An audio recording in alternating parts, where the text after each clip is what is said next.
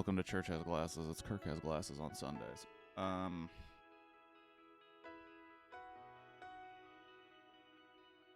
Wednesday, I went to play a casual game of baseball with my old team, and those bitches hit me in the back with the ball.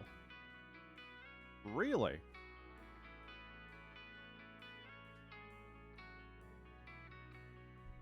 It does sound like some bitch-ass moves, if you ask me. Did you and your baseball team not split on amicable terms? Was there infighting? Was there some baseball team tea that we're not aware of? The only difference between baseball team and baseball tea is an M. Oh, nah, I just left.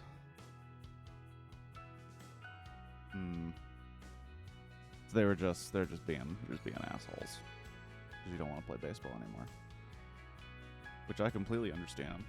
I'm not a fan of baseball. I don't like baseball. I don't understand why people really dig it. I don't get it. I do not get it.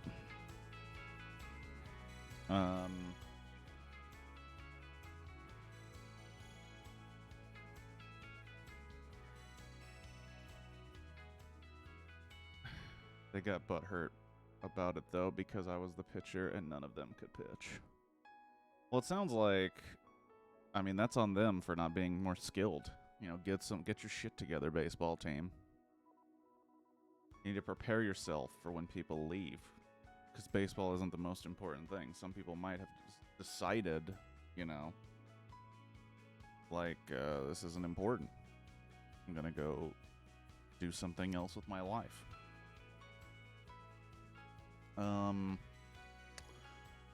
So the original conceit of this show included some sort of improvised speech that is almost like a sermon at the beginning. But I really don't have much. I haven't been paying attention a lot to what's going on in the news and whatnot because of, it seems like I've been talking about it for months, but people moved out and other people are moving in, so I've been helping the folks that are moving in move in, and it's been, you know, been hectic. Also, work has been a little bit more hectic than I'd like, but hopefully that'll even out in some capacity. But yeah, I don't really got anything. The only thing that slightly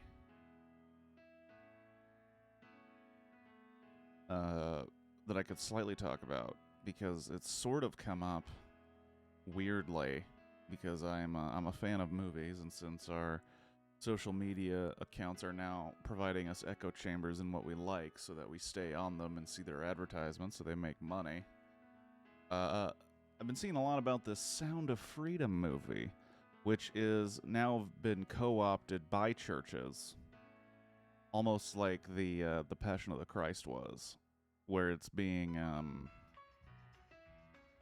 really pushed by churches and church-affiliated groups to go see. And from what I understood, it was about a gentleman who is trying to take down sex trafficking. And then when people put on their investigative journalist pants, they found out, oh, it's also made by a bunch of QAnon conspiracy insane people. So I imagine that movie, while dealing with human trafficking of children, probably has a whole bunch of lies about human trafficking of children, which doesn't help the problem. I doubt anyone here is... Well, I doubt there's anyone here who is really interested in my take on that at all. But I will say this. And I wish I could spin it in a more positive way for everyone. Because there's optimists out there, and there's people that see the glass half full. But let me just say something for everyone out there. regarding human trafficking and the victimization of children. People who victimize children aren't affiliated with one specific political group. People who believe the same things you do it, and people who believe the opposite of you do it. You want to know why? Because people in power believe they have the ability to do it without consequences. So, making a movie that only highlights a certain amount of people that may be doing it, or it might just be a complete insane conspiracy theory, that's dangerous, because then it's in hot take from Kirk, human trafficking is bad. Shadow, you are intentionally missing my point. The sad fact of the matter is, it's all obfuscating from the truth, which is the truth. The truth is, people with the means to victimize who they want without consequences will do it if that's in their heart, and it doesn't matter if that person votes the same way you do. The problem is, they're bad people. And there's bad people everywhere. Because their position allows them to be bad. And the fact that there are people who get up in front of a crowd and go, you know who's doing it? Those people. The reason they're doing that is so you don't look at the people internally that are also doing it. So you focus on the other side that's doing it. It's one of the it's because that's one of the reasons that I stopped doing TikToks. Really, well, besides time, is you go on TikTok and it's literally, depending on your echo chamber, it's, oh my gosh, these libs are sexualizing our children, or it's stitches or retweets or whatever you want to call it, where they go, hey, we're not sexualizing your children, your priests and church leaders are, here is evidence. So we should give all the power to the people who are too shy to talk to pretty people.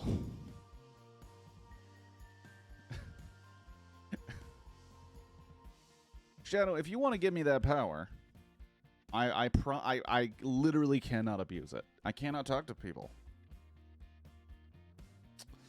But no, it's very frustrating to see people get so upset saying, "Oh my gosh, don't you see? It's not the drag queens doing this to your kids. It's your church leaders." And it's like they don't care, because they keep getting shoved with all this information that's not accurate. And I don't know, man. I really don't know. I don't know how to fix it.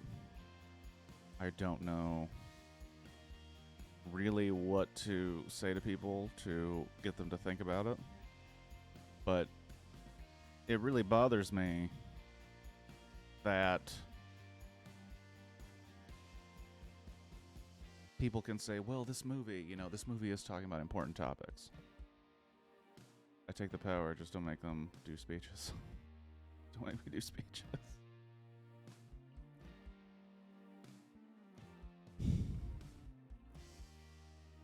But yeah, this Sound of Freedom is very much like Passion of the Christ, in my opinion.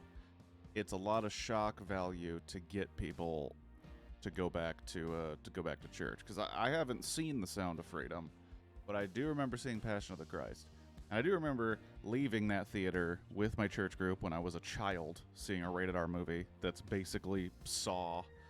And I remember thinking, wow, that's a really good way to explain the sacrifices of Jesus Christ, which could all be very true. I'll take the hour, just don't make me do peaches.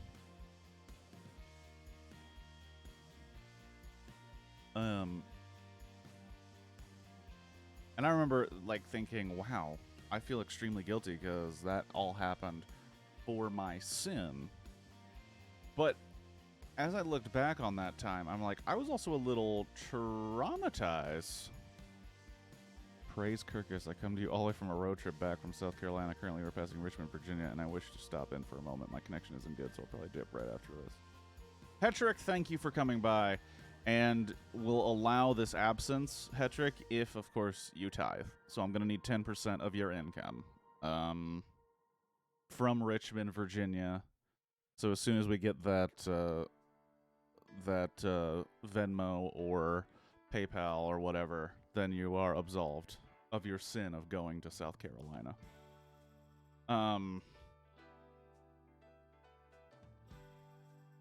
But no, I realized later in life, obviously later in life, because I didn't realize it then, but having a bunch of preteens and children go watch Passion of the Christ, that's traumatizing. Because it was torture. Now you can talk about the merits of I-95. You can talk about the merits of giving an accurate depiction of crucifixion and flogging, sure. But you're not really supposed to show kids that. Like, half the shit kids watch nowadays they probably shouldn't be seeing, but it has nothing to do with sexualization. It has everything to do with fucking violence, man. It makes no sense to me. And with all this talk of like, oh, well, you know, drag shows, that's sexualizing for children. It's like, well, if a person in drag is reading a book, you know what the kid is thinking? Wow, this person's really made up to read a fucking book. That's what I would think. And honestly, if I went to I feel like if I was a child and I went to a drag show and my parents said, and I was like, hey, why do they look so weird? They'd probably say like, oh, well, you know, they just got made up for the show. And I'd be like, huh, it's a lot of work to put in to read fucking Cat in the Hat to a bunch of kids. But that's their decision, man. You know, they live in their life. And then as I got older, if I found out like, oh, that was actually a dude dressed up as a woman, I'd be like, okay, I don't get it, but I don't care. Check your Venmo. You didn't have to do that. I was joking. It was a joke. You're getting that back. You're getting it back, you you ass. Oh, that's funny. That's funny.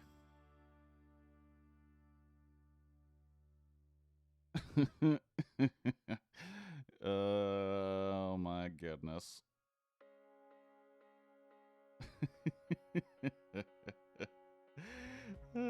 Shoot. Oh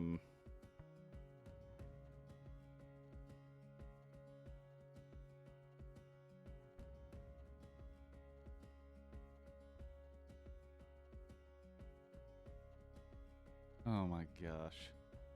I've always found drag shows boring, but Halloween was also boring to me too. Follow through.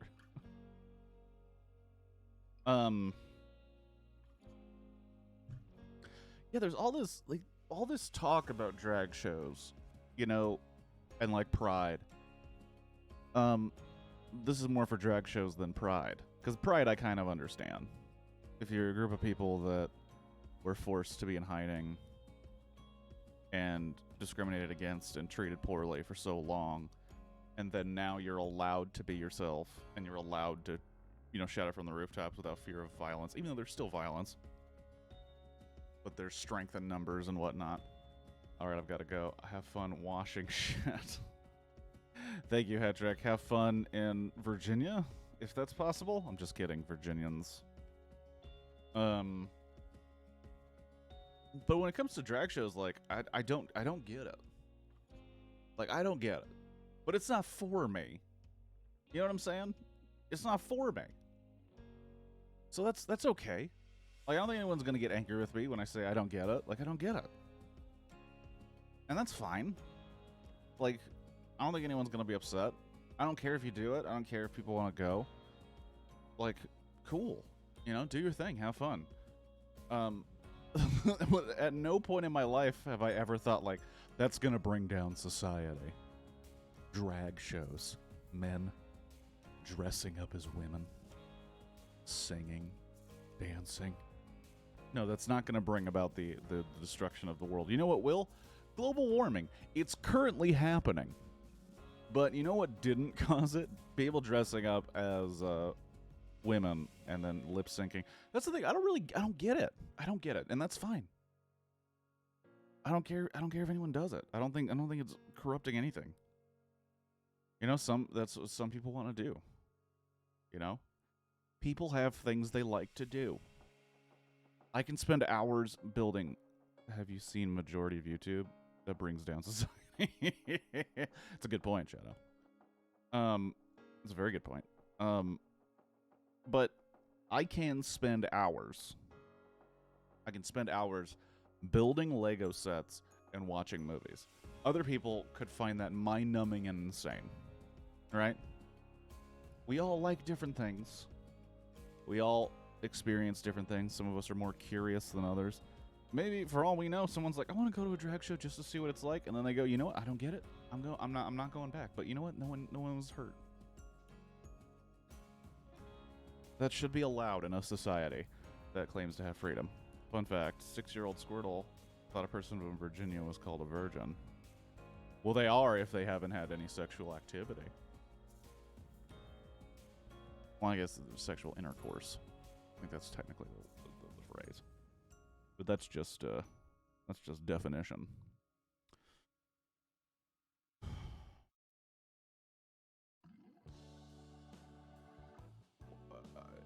I mean, if you're from Virginia and you haven't had intercourse, then you're a Virginian virgin.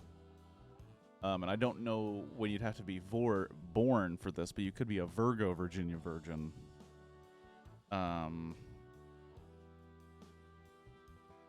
If you want a generation of people who only want to prank people and call them people sus, then we're good to go. Oh, man.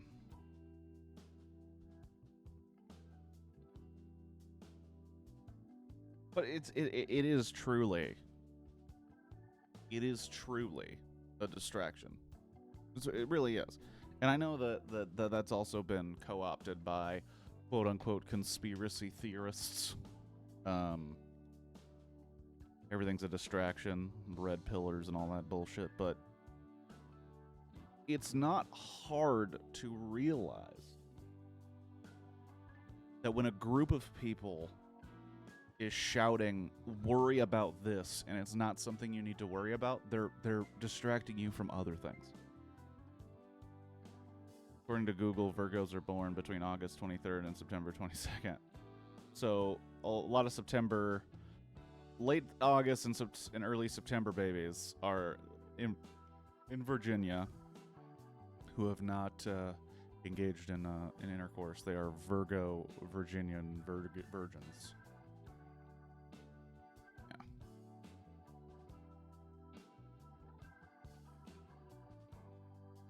Virgo Virginian Virgins from Venus is actually a movie that I've been considering for the public domain streams. But yeah, where was I?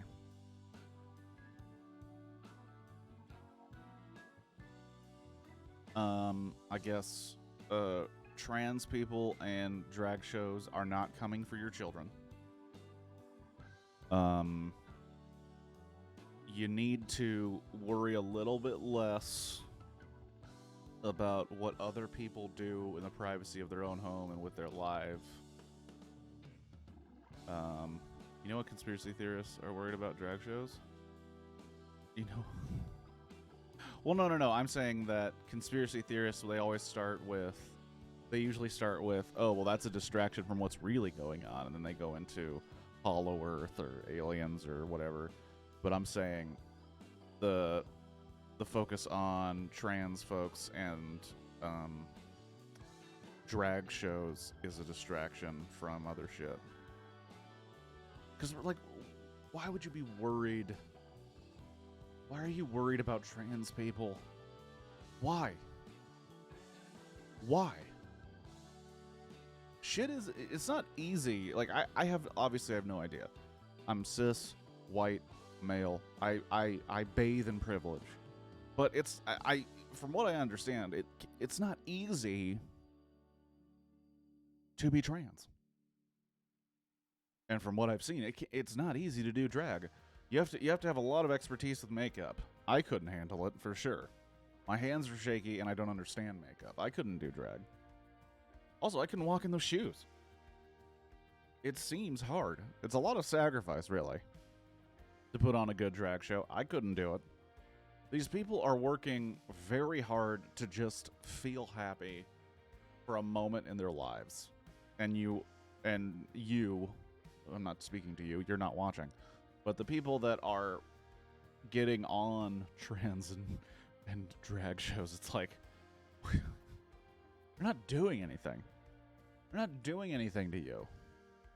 Just fucking calm down. And all this freaking out about, like, rainbow shit in Target, like, fuck off. You want to know why they're doing that? You want to know why Target has whole sections with rainbow and pride merch during Pride Month? It's the same fucking reason that, depending on region, it'll have merch for the football teams and the fucking baseball teams. They want to make money. I have a cousin who's a makeup artist, and I'm their test dummy during Halloween time. That's actually pretty cool.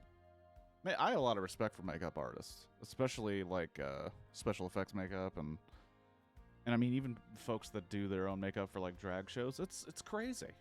It's crazy. Like I don't know how that works. You think this face has ever had makeup on? No. This face hasn't had soap. I've never showered. It smells awful in here. That's not true. But what was I getting at before I distracted myself? Oh, rainbows and Target. These companies want to make money. And you make money by appealing to as broad an audience as you can. So they're going, hey, gay couples with their children, maybe they'll buy them some pride shit. I don't know. Put it out there. See if it sells. But you know what? I don't really happen to like sports. I don't like football. I find football kind of boring, and it's actively with evidence murdering people's brains. We have the numbers. It is a sport that destroys people's brains. But you know what I've never done? And this is going to sound crazy because I haven't had this reaction. When I saw a Rams shirt inside a Target, I didn't think, I better threaten them with violence. Because Target and their pro-concussion agenda is affecting our kids. Our kids are going to want to play football, and then they're going to get concussions. I'm not sitting there going, you know what we need to do? We need to threaten Target with violence because they support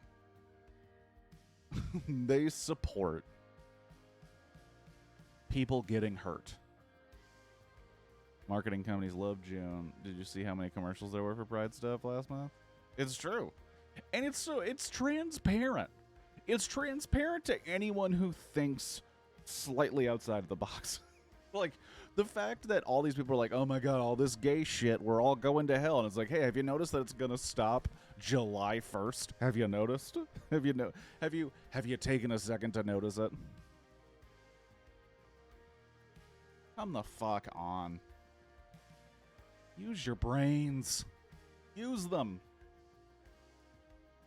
What, have you been playing football?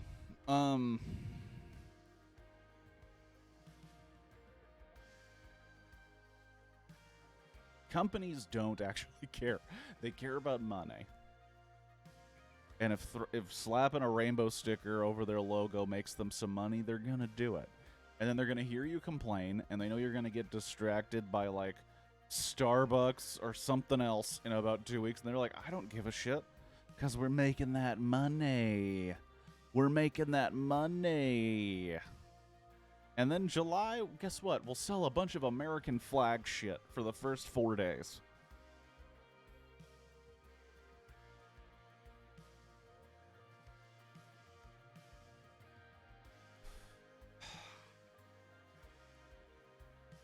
You know who's not out for your money? Lego.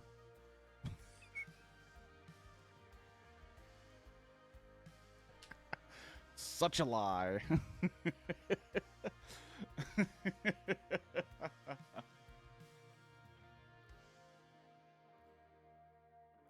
The only company that has integrity, the company that sells you molded plastic that is built into the shape of nostalgia traps. Man. Oh, man.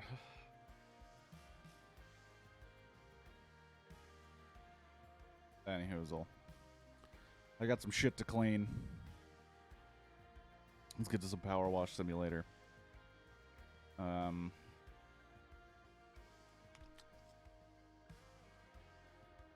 Here we go. I don't know if I have to turn down the music.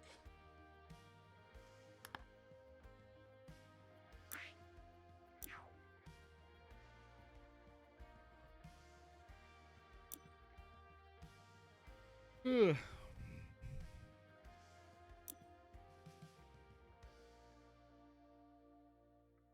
June is Pride sales. July is American Pride stuff, and August is feeling depressed by back to school sales until you realize that you've been out of school for 22 years.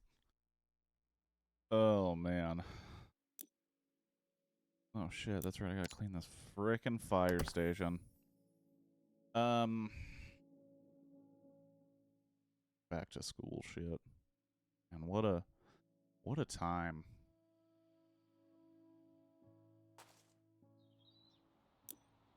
Freaking summertime, man.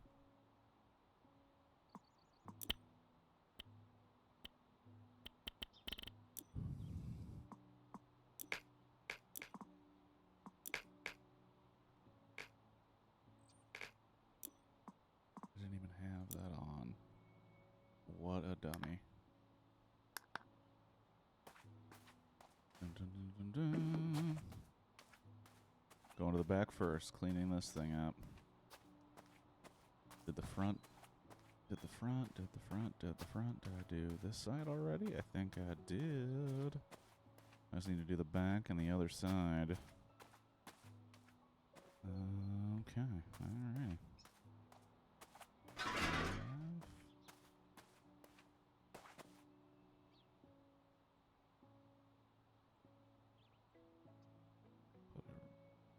There. What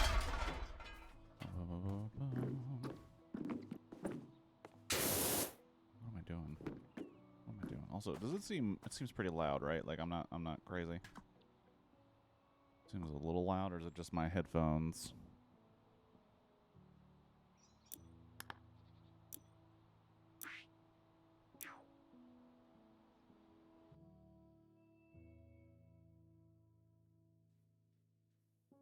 Okay, that was weird as hell.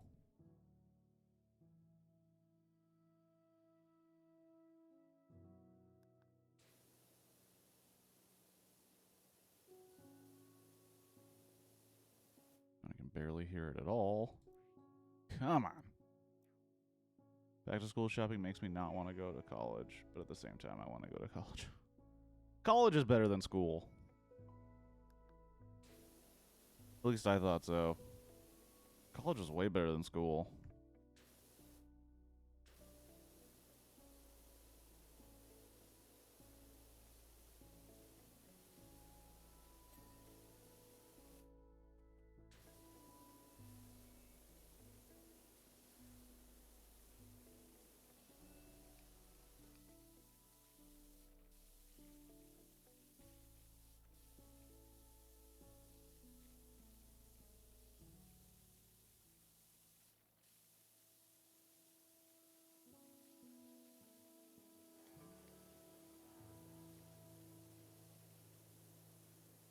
And I cannot hear it. This is gonna bother me. There we go. Also, back to school shopping for college is very different.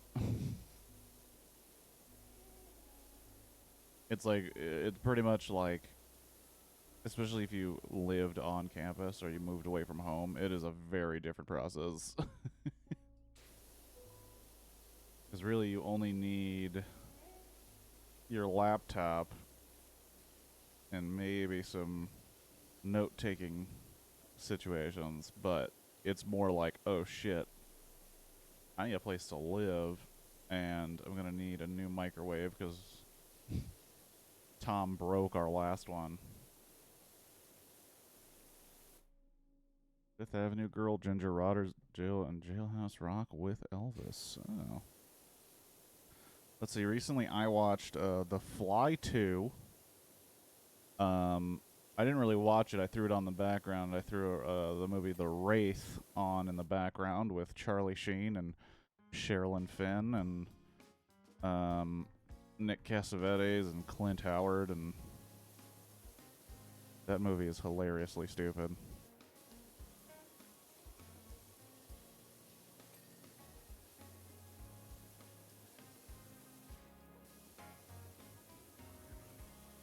Jailhouse Rock, eh? Oh, I also watched the movie Born Losers, which is the first Billy Jack movie. You watch any Billy Jack movies, Shadow?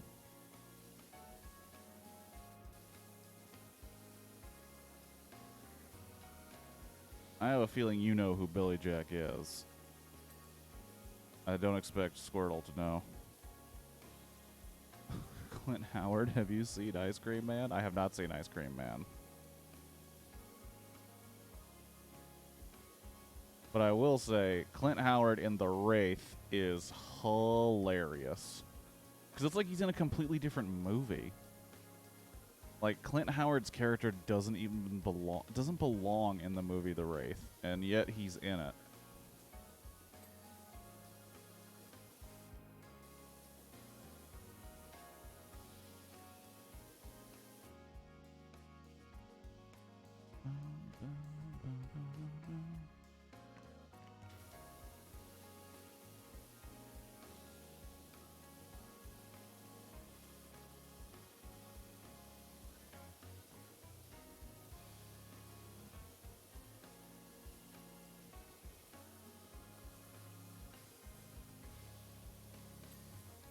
Clint Howard, a.k.a. Ron Howard's brother.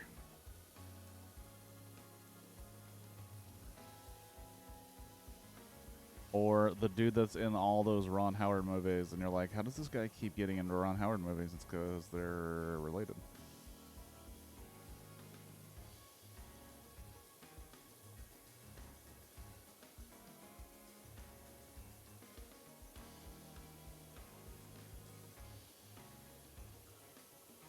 Was Billy Jack the guy who jumped off the Tennessee Bridge? No.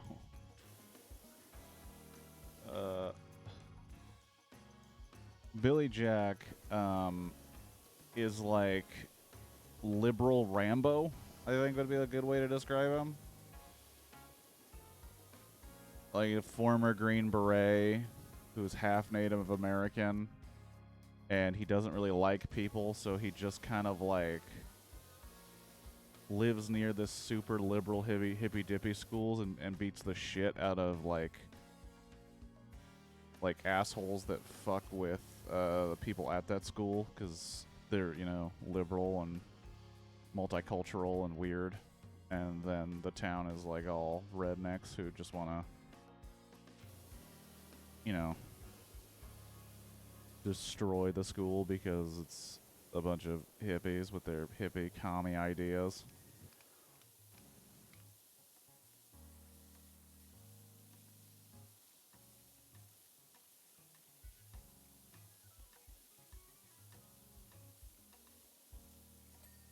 Aww.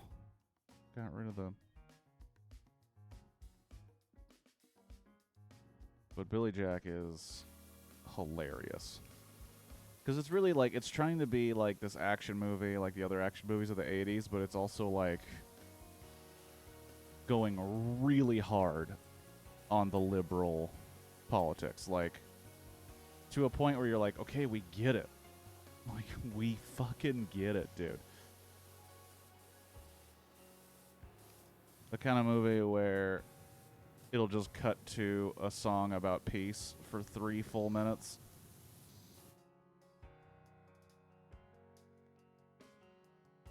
Have you ever seen Easy Rider? That made me want to kill hippies.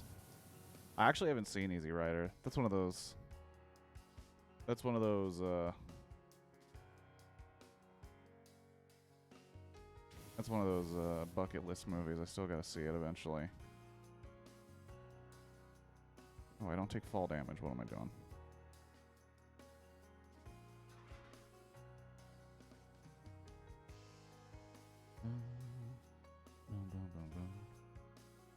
Okay, well, first off, let's get...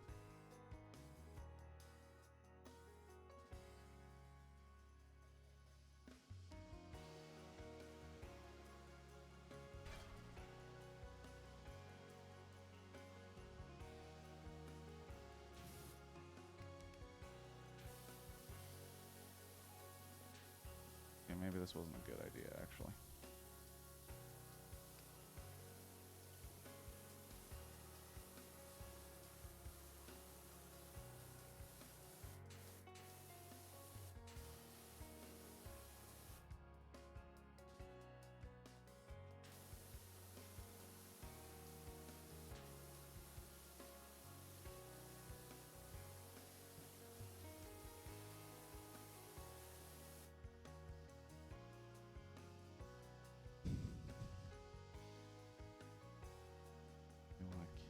Hippies.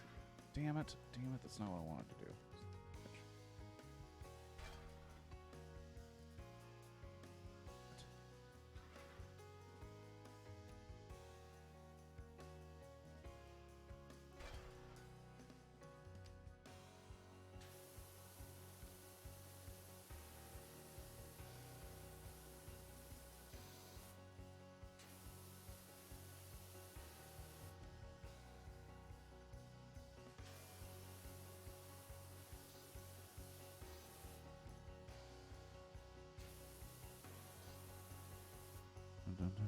Easy Rider was shot by Laszlo Kovacs, who worked with Ray Dennis Stickler, the pool guy from EGA, and the other.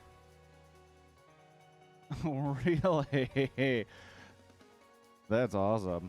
Because Easy Rider is like a beloved movie that's considered amazing.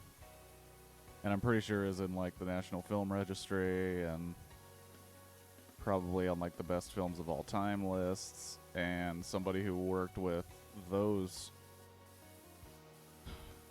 weirdos made it. That's awesome. Was EGA the one of the movies you watched on stream? I think I missed that one. Maybe the awful name. What's up, Felix? Yeah, we watched it on stream. EGA was bad. EGA was bad. EGA was bad. It was pretty bad, but pretty fun. Bad and fun and bad and fun, but bad. And also, how are you, Felix? It's been a little while.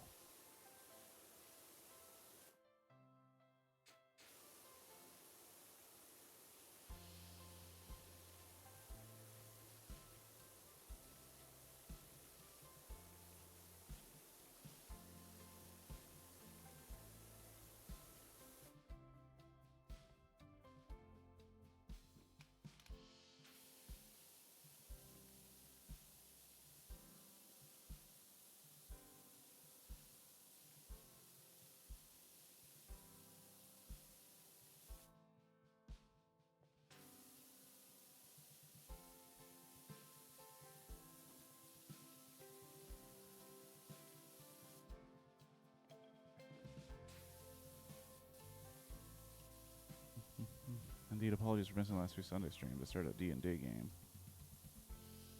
Hey, you never have to apologize if you are not coming to the stream for a D&D game. D&D is always important. Important for everyone.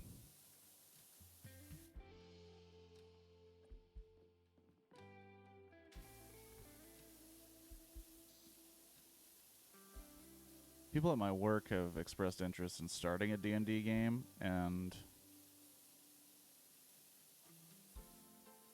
yeah, I miss D&D.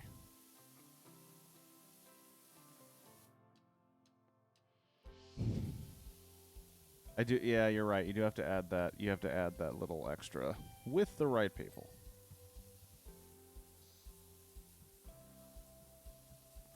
Because D&D with the wrong people turns into a real cluster.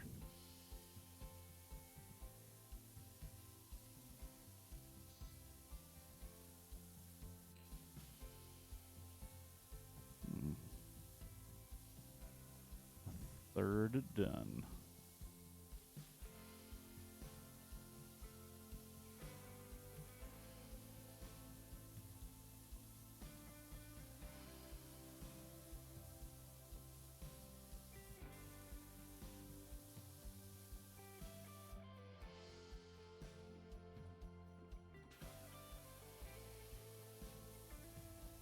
Main problem is the big time comment. Yeah, that was... I know I've already talked about it, I'm sure, but I started like a fate campaign, which is like simpler and easier to start and easier to understand role playing, and also kind of way more collaborative and easier to get people involved and get what they want rather than the strict rules of D&D. And we played that for 2 sessions, and then it was like, oh yeah, we can't all make this anymore. It's just a bummer. You gotta be, like you said, you gotta be committed. Easy Rider had also songs by Steppenwolf, who had a 14 band member.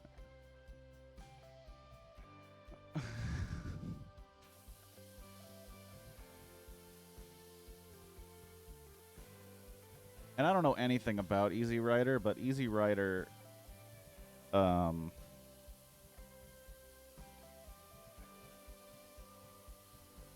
Easy Rider, kind of always seemed like one of those movies that, like, was made with a real independent spirit, which also could mean, like, in the wrong hands, it could also just be a terrible movie. And just kind of by accident, it became this really popular, important cornerstone of cinema by, like, happenstance.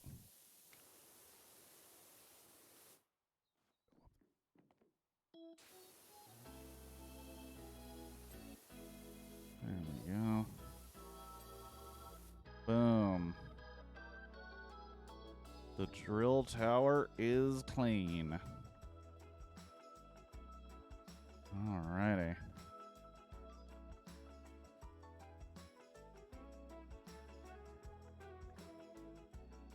I mean, it's sorted out right now.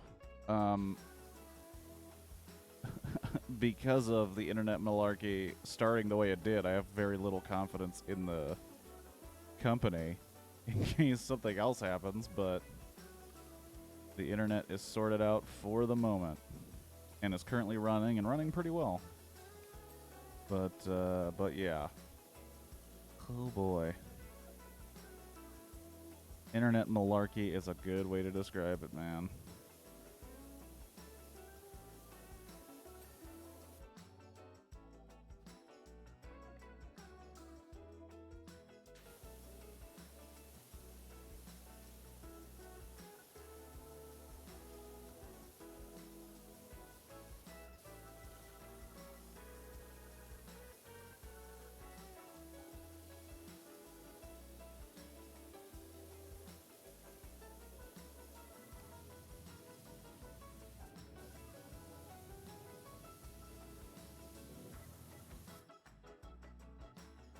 Here's the entire story of Easy Rider. Let's traffic drugs. Oh, look, hippies. And we're dead. Oh, Easy Rider, I don't believe I will ever be able to watch on here. I doubt that will ever be in the public domain. It's a very, very popular movie. I don't know about popular. It's a very influential and important movie in the States, even though I have not seen it. Because I've also heard that it's like... Not that it's bad, and I think Shadow kind of touched on it. It's not that it's bad or anything. It's just like, it seems like it was one of those first movies to be like, hey, let's just do some drugs and film some shit and we'll make a movie. And it just so happened to be like the first decent movie to do that. So then it became the movie that did that, if that makes sense. Kind of like Paranormal Activity or the first Saw movie, or there was another one that I just can't remember the name of. But they're the first to do it. It's really well. It is very successful, so then other people are like, maybe we can do it, and then they make a bunch of imitators that are trash. Because the first one had a little magic to it.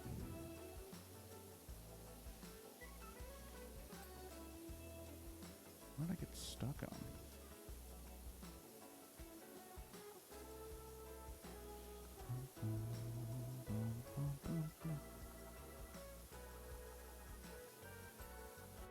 Boom.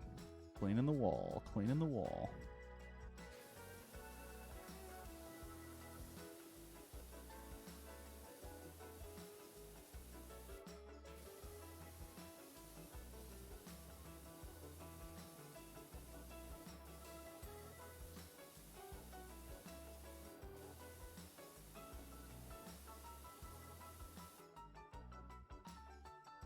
Your teacher thought Easy Rider was a profound movie because they were 15 and dumb, impressionable kids, so their entire generation thought it was good. First movie away from the Hays Code to get acclaim. So you're saying it's like the Space Jam of that generation, if that makes sense?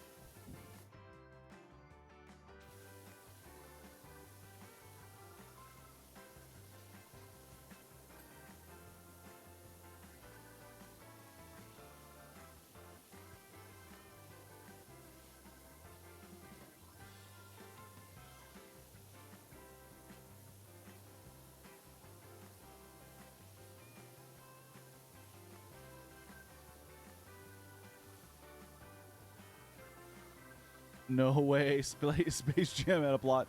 Yeah, but the plot was stupid. Like, what are you... That's funny. Gosh, that's funny. I wish I had, like, a film historian or, like, archivist here and just and saw this exchange.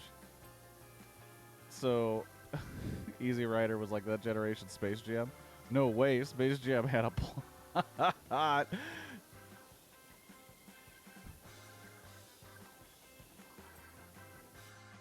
Holy shit, that's funny. That is really, really funny. Space Jam had a plot.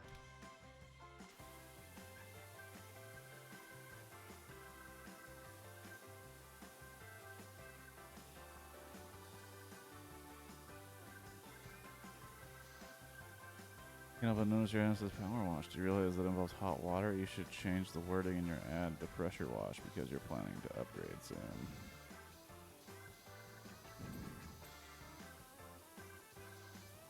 Maybe you should mind your own fucking business, whoever that guy was. Your ad isn't necessarily accurate. It's like, huh, maybe you should get a life.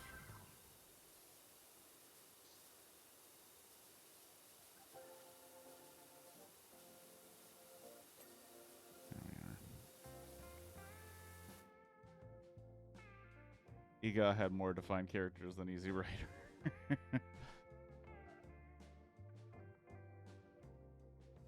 Oh, Space Jam is worth a watch. I love Space Jam. I completely understand that it's because of my own nostalgia. For sure. But I love Space Jam. That LeBron James one was stupid, and I'll put it this way. Space Jam is a giant commercial, and I understand that. But at least that commercial knew what it was selling.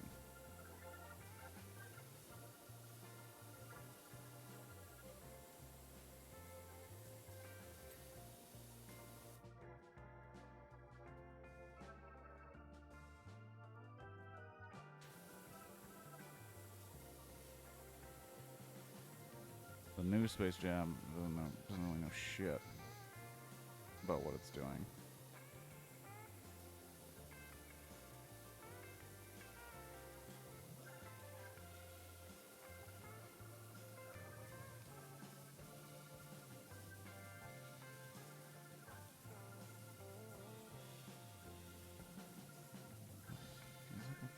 Great.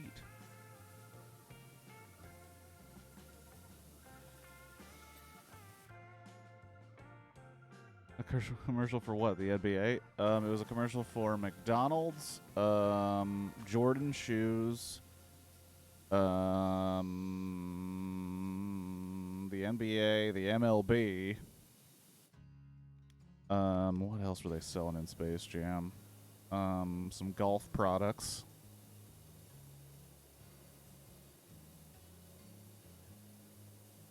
Technically Looney Tunes. In some ways, Magic Mountain. Haynes. Easy Rider is the equivalent of watching Baby Boomers masturbate for 90 minutes. Shadow, I don't know if I can tell, man. It seems like you really hate Easy Rider, but I'm just not sure. That's just what I'm gathering by our conversation today, that you really don't like Easy Rider. You got issues with the film.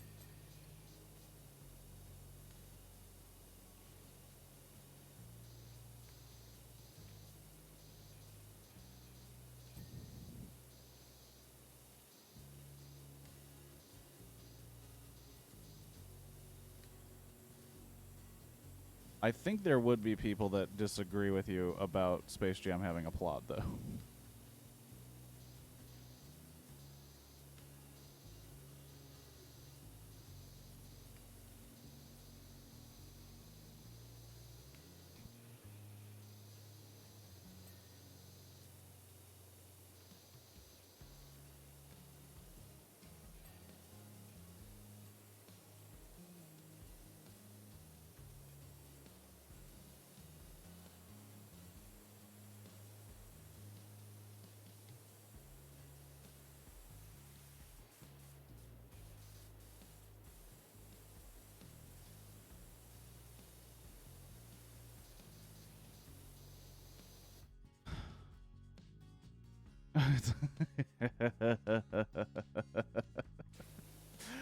Oh, man.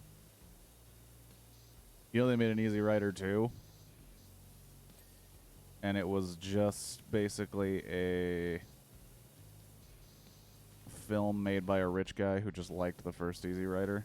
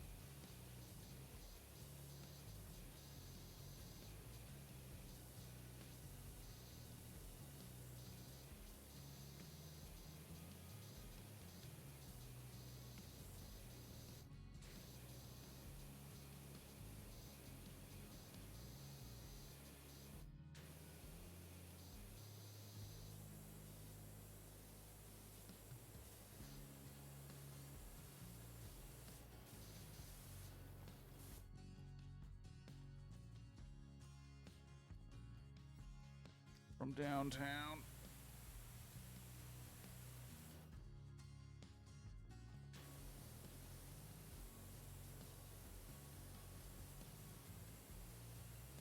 Shooting Charlie from the bushes.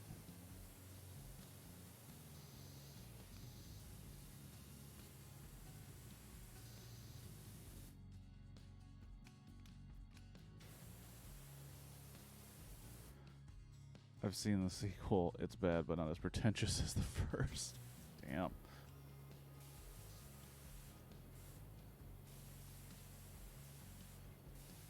I know that this is the opposite effect the opposite of the effect you wanted, Shadow. But now I really want to see this movie to see if I agree with you, and as if I agree with you, and if I agree with you as passionately.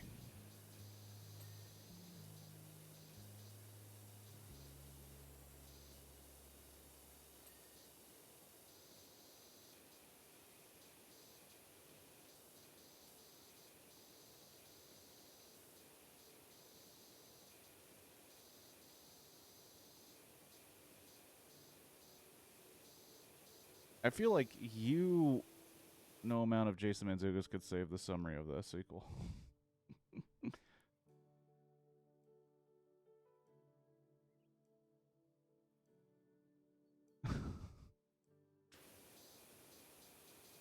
I have a feeling that you dislike Easy Rider almost to the same degree as much as I dislike Kirk Cameron Saving Christmas. Which to me is just a vanity play of Kirk Cameron's shitty house and his shitty church group.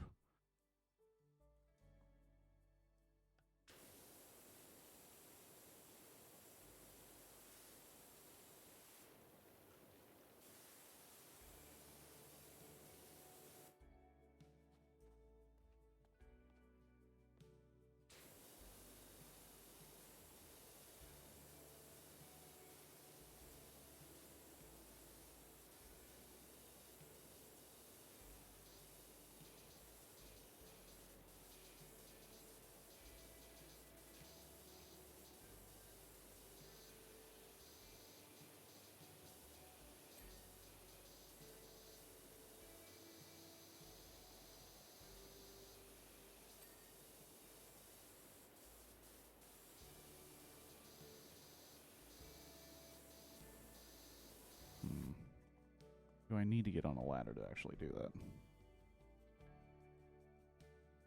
that? Very few things deserve the level of hatred that Saving Christmas does. Yeah. The movie, boy, that fucking movie. It's not even a movie. It's not even a movie. You talk about not having a plot, dude. Saving Christmas has no plot. It has no plot. It's just, hey, what if I had a conversation with my brother-in-law that then turned into, no, I'm right about everything. Jesus loves American consumerism and exceptionalism. Your family is doing great because Jesus loves them and doesn't like other holidays or families. Everything's great. I'm Kirk Cameron. I just saved Christmas. That's the movie. And it's the reason I fucking hate it.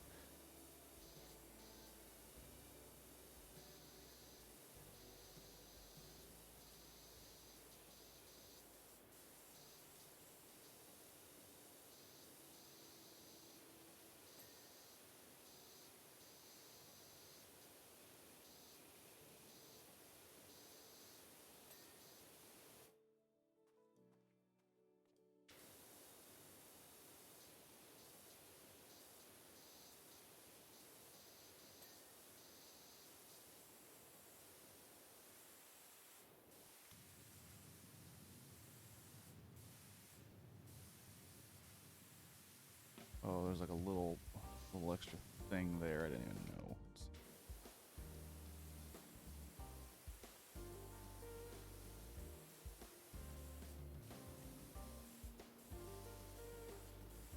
I gotta get on that roof anyway, so.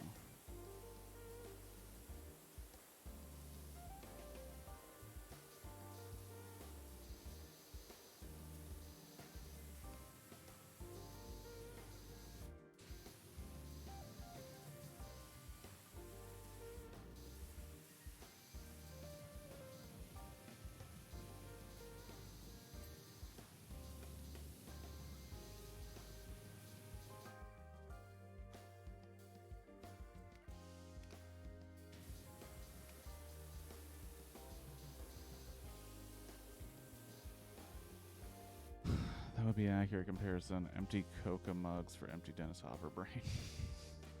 I don't even mind a little consumerism at Christmas, but the insufferably smug way he defended it. Yeah, yeah. Like, it was literally... yeah. That fucking movie, dude. That movie is literally, hey, don't think about any possible hypocrisy in what we're doing at all. And don't worry about it because I'm Kirk Cameron and I know everything. When it, like, even the facts, even the quote-unquote facts that were being spewed in that movie, like, as he was speaking, you're just, like, sitting there going over in your head, that doesn't even make any fucking sense, what you're saying. It makes no sense.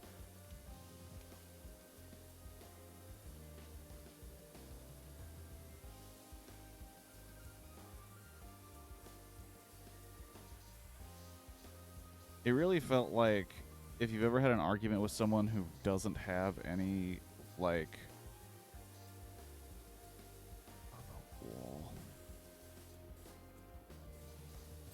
There we go. Office wall is clean. I'll get the top of the overhang from the roof.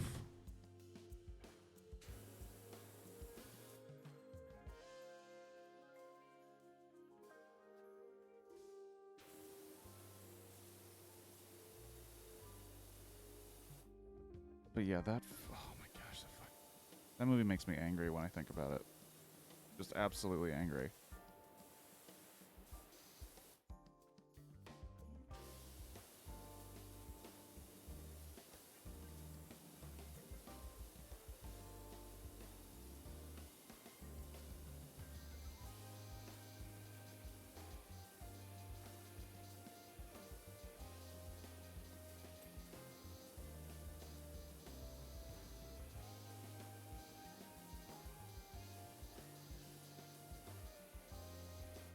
It was a movie made for people who agreed with him already and wanted a flimsy way to justify their love of consumerism.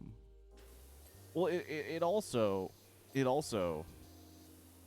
Felix, what it does is, because there could be some people, like I'm willing to, because I feel like I was one of these folks back when I was super into the church, as it were. There's a tons of people that think this. Like, they see Christmas, they see all of these good things that they've gotten, and they're like, but I'm like, we're all sinners. We all fall short of the glory of God, right? Like, that's the good word. Like, none of us are worthy of the good things from the Creator. Okay, so then we have this holiday where, because of our comfort, because of our technology, because of our first world empire, we don't have to worry about shit. And then we give each other gifts. We then obsess over, like, stupid shit that we don't need. Like, now the question is, okay, well, this doesn't feel right. Like, this doesn't seem right. Like, okay, so this is really about Jesus' birth, but, like, I'm worried about getting the new Pokemon. Dad's worried about getting this specific thing for whatever he's doing. I couldn't even riff something. But we're all worried about getting these things, right? And we're not really focusing on, you know, the reason for the season, which is Jesus' birth, which is conveniently not on that day, but moved to that day to compete with the winter solstice. But anyway, you know what's another movie focused on consumerism that people who love the main star? Space Jam. But it was a movie that goes, okay, I can understand that you're feeling that way. You shouldn't, because Jesus loves the fact that you're so happy and successful. Jesus loves the fact that while you're just pigging out on turkey and all the trimmings, like, there are people that are less than fortunate who aren't getting anything for Christmas because those people are sinners. And God knows that you are trying to do your best. And he loves all the gifts. And we're going to make up some flimsy, complete bullshit about that so that you just stop complaining and just accept it because we're right. And anybody with a brain in their head could hear what they said and was like, yeah, that's not even close to accurate. It makes absolutely no sense. But if you do that, then it's like persecution, devil's in you. You're just trying to, bring down God's work of making people who are considering things and thinking about things. We're just trying to get them to be quiet so we can go back doing whatever the hell we want to do, but claim that God told us to. Fuck that movie. Fuck that movie. Fuck that movie.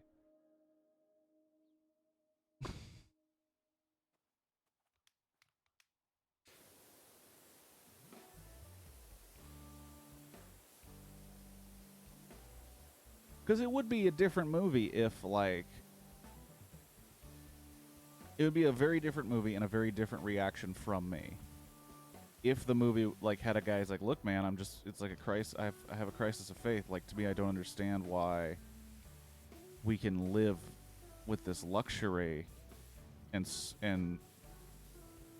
we talk about it being the reason for the season, blah, blah, blah. And then Kirk Cameron's like, you know what, you're right. Why are we just sitting in my house with my shit and my kids? Why don't we get out there and we do some good? And then it's about helping people during Christmas, like donating and helping with the time and help feed people. And then at the end of it, they go, look, we can have our Christmas traditions, and maybe they're silly, and maybe they're based on Coca-Cola and consumerism, but we can also make time to make sure that we're helping out people during this time as well, because it's incumbent upon us to at least try to, help the world around us with the things that they need, not just the fire insurance. But they don't do that. They do, hey, no. Stop thinking. Everything's cool. Don't think about this. Think about how rad it is, and think about how rad I am, and how rad Christmas is. And shut up so we can go back inside and eat some fucking turkey and watch this horrible dance crew that are like the guys that got rejected before the auditions even started for Step Up. Those guys and gals.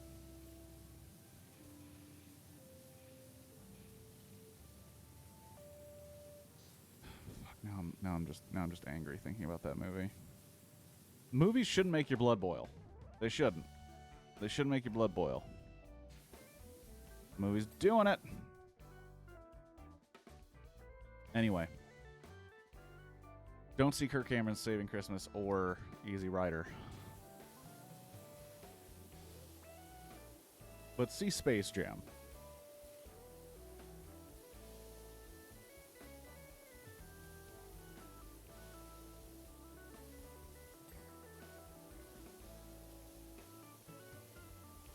Apparently the people that originally, or not originally, but the people that were voicing the Looney Tunes at the time, some of them refused to do that movie because they said it was against the character of the Looney Tunes to ask for help.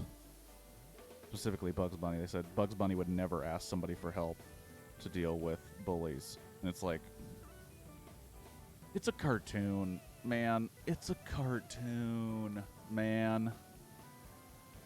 It is a cartoon bunny.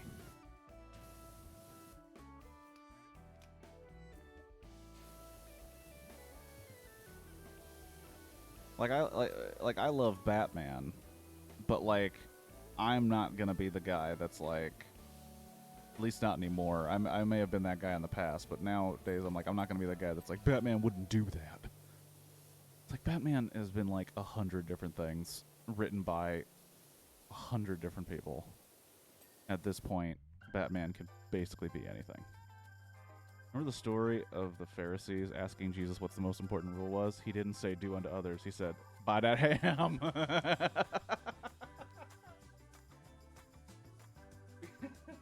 We should make you review that one Kirk Cameron movie where he kidnaps children from an orphanage for his disabled sister. to play with, and it's played as a lighthearted comedy. What? Is that a movie? What are you... Is that a movie before he was, like, super Christian? Or is that a super Christian movie that they thought was A-okay?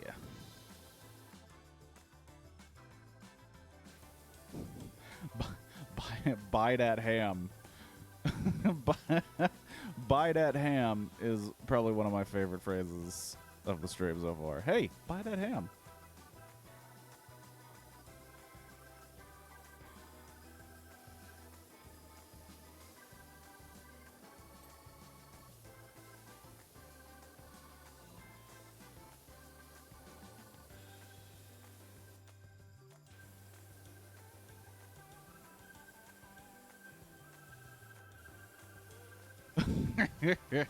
I think, if I remember, Kirk Cameron Saving Christmas is also a movie that's gotten a rare fuck you said out loud while watching it. And it was when Kirk Cameron claimed that the reasons we give gifts is because the gifts at the bottom of the tree represent Jerusalem. I'm like, what the fuck are you talking about? What the fuck are you talking about? Like, that is bananas. That is B-A-N-A-N-A-S, bananas.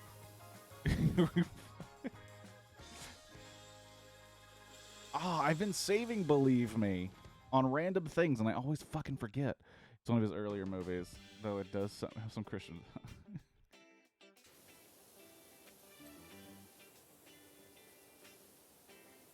Oh man, I've saved Believe Me on like Netflix and Hulu, and I just didn't get to it. Too many movies! I had to watch The Fly too with Eric Stoltz. Which it had some pretty hastily made sequel vibes, I will say. Where I think it had a pretty interesting concept, but I think the ending, I was like, oh, you could have come up with a better resolution to all this, but, you know.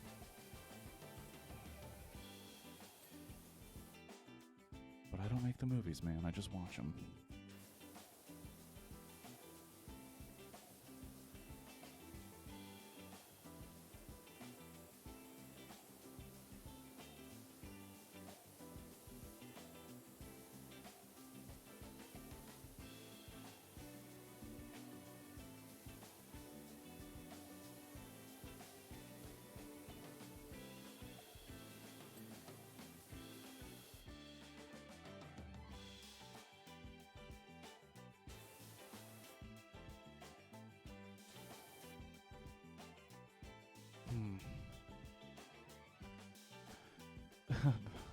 Jerusalem was built out of gift wrap PS5s, didn't you know? Apparently, I remember when it happened, and I very, very distinctly remember my face kind of going like, what?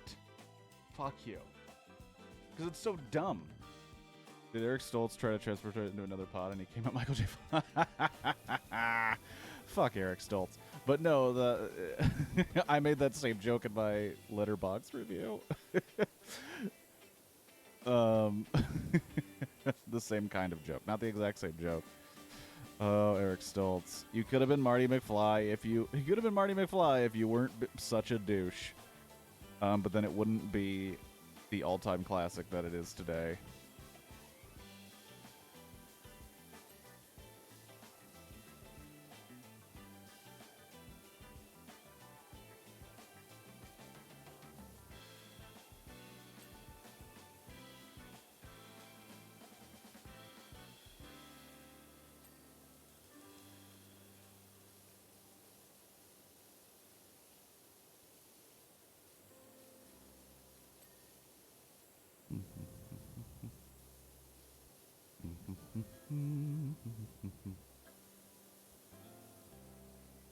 Oh my gosh. The Fly 2.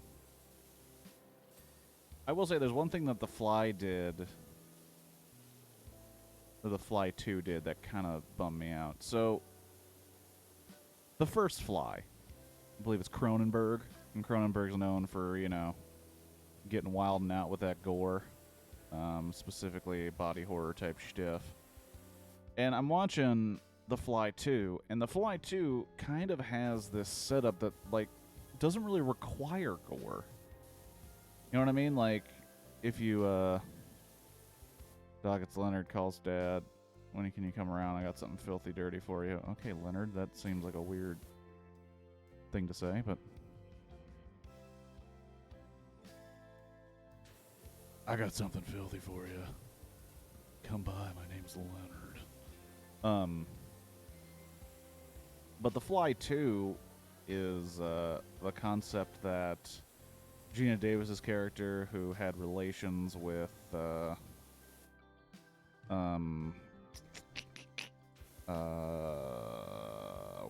Jeff Goldblum's character Brundle, but it may have been while he was a fly. She becomes pregnant, so now the worry is she gonna have a mutant baby? Beginning of Fly 2, she has the baby, and the baby comes out in like a fly pod, but then there's like a regular human inside of it. So the baby is just like living in this medical facility. And I was like, okay, so like there's no real reason for gore because nothing's happening. Not to the baby, not to any of these other characters. Cronenberg also did Naked Lunch. I can think of two things wrong with that title.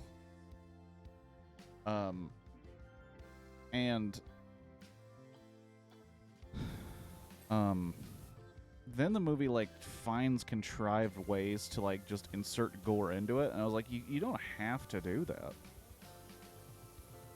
I guess the Fly fans are probably fans of the body horror and the crazy gore, but it's like, don't just make up excuses for it. Come up with a story that uses the body horror. But I don't know. I guess I expected too much of The Fly 2, starring Eric Stoltz. And a bunch of people that I didn't recognize and don't think I've ever seen in anything. Other than the female lead was the female lead in Spaceballs. I know that for sure.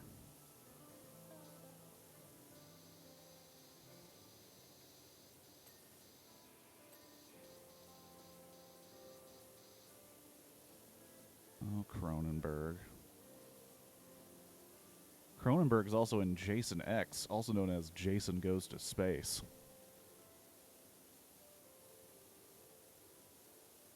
Which is a delightfully bad film. Delightfully bad because while watching it, there's kind of like this, there's kind of like this feeling that like maybe the person who made this one had never seen any Jason movies, and then when you do research you find out, yeah, that's exactly what happened. The person who made Jason X had never watched the Friday the 13th movies. And to be fair, there were 9 of them, but I feel like, you know, watch a couple. Maybe watch like 2 or 3 before you write or direct a film in the same franchise. You know, just an idea.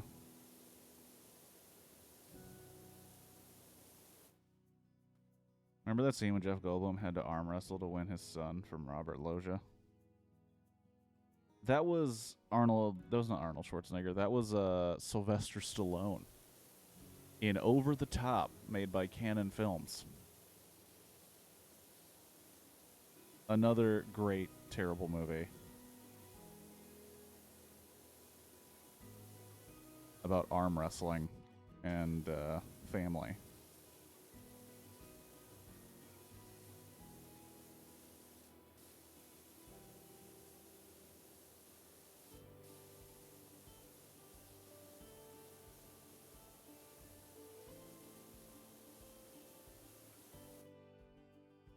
You got me.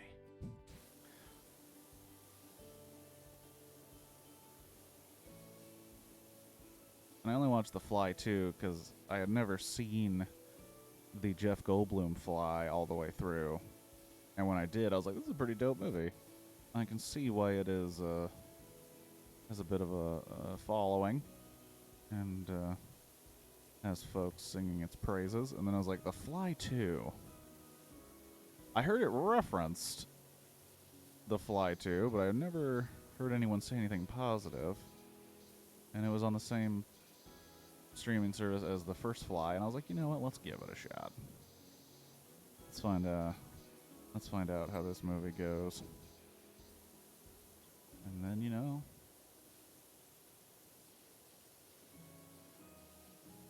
it wasn't bad, but it wasn't great.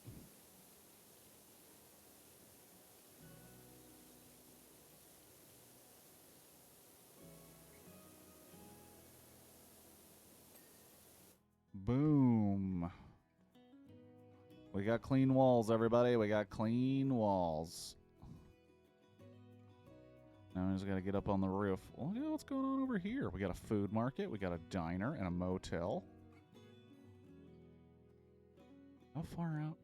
Holy shit. Can I go all the way out here? Oh, no, I can't. Oh, that's a bummer.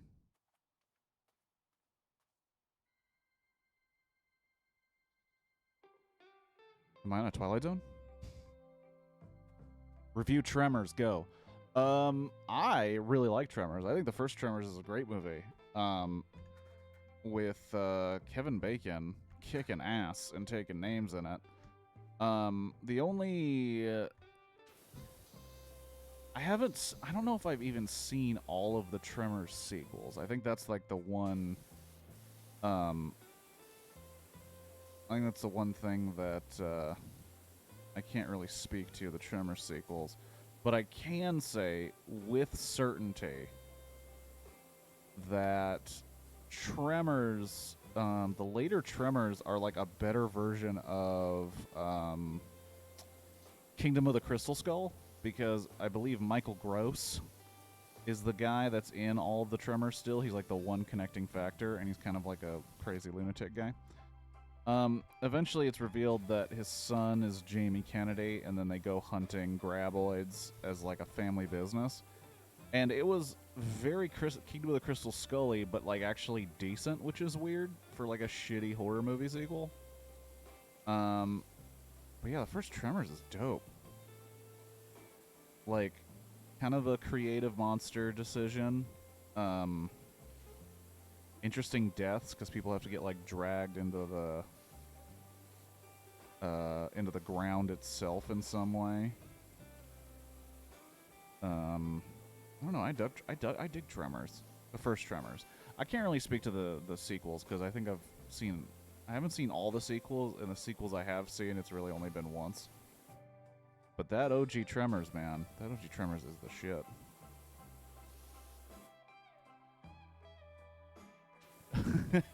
Michael Gross is the not-so-silent Bob of the Tremors universe because he talks a lot. What's really funny is, because the first Tremors, as you may or may not know, Michael Gross is this kind of like doomsday prepper kind of guy, and his wife accompanies him in his doomsday prepping. And his wife is played by Reba McEntire. And, like, I believe in the second Tremors movie, when him and one other guy comes back, like, Reba's like, fuck that. I'm not doing another one of these movies. It was fun, but I'm Reba McEntire. I don't need to be in movies. It was just kind of like a let's give it a shot kind of situation. And she was gone.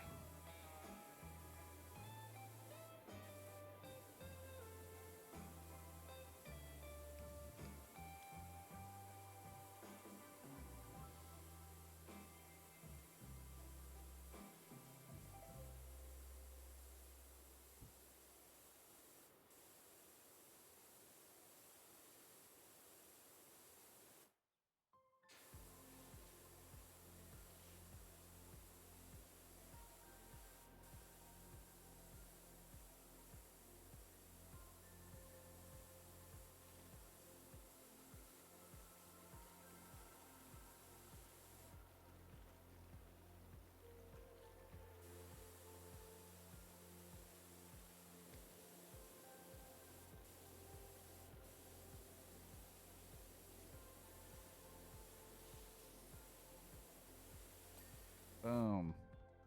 There we go.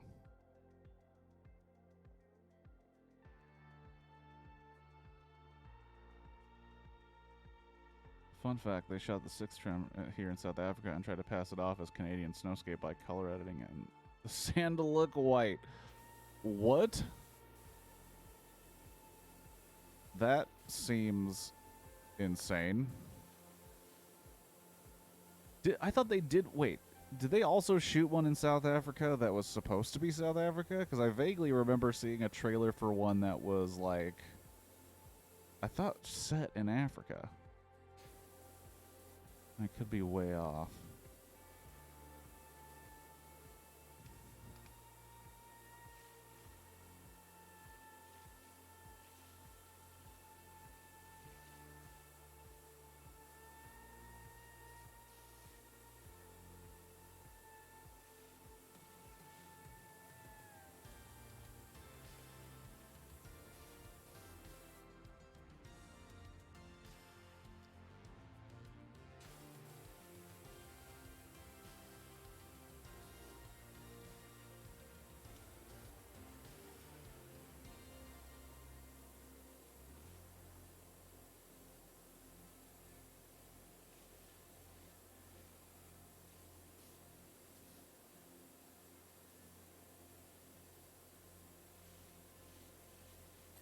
Boom. I don't know why I know all of this. Yes, they shot the 5th in South Africa and it was set there. They wanted to shoot the 6th in Bulgaria, but the weather was too erratic, so they just came back here. Well, I mean, it was shot locally, you know. I know things about movies that were shot in my hometown, but one of them was part of the Karate Kid, so that one's kind of a classic. But they also shot the movie Punks, the Disney Channel original movie, starring Henry Winkler and Randy Quaid and a young Jessica Alba, who, yeah, she was a child at the time, but because the movie was filled with adolescent boys, they did, you know, also starred Patrick Renna of Sandlot fame. He played Ham Porter. He had some of my favorite lines in Punks.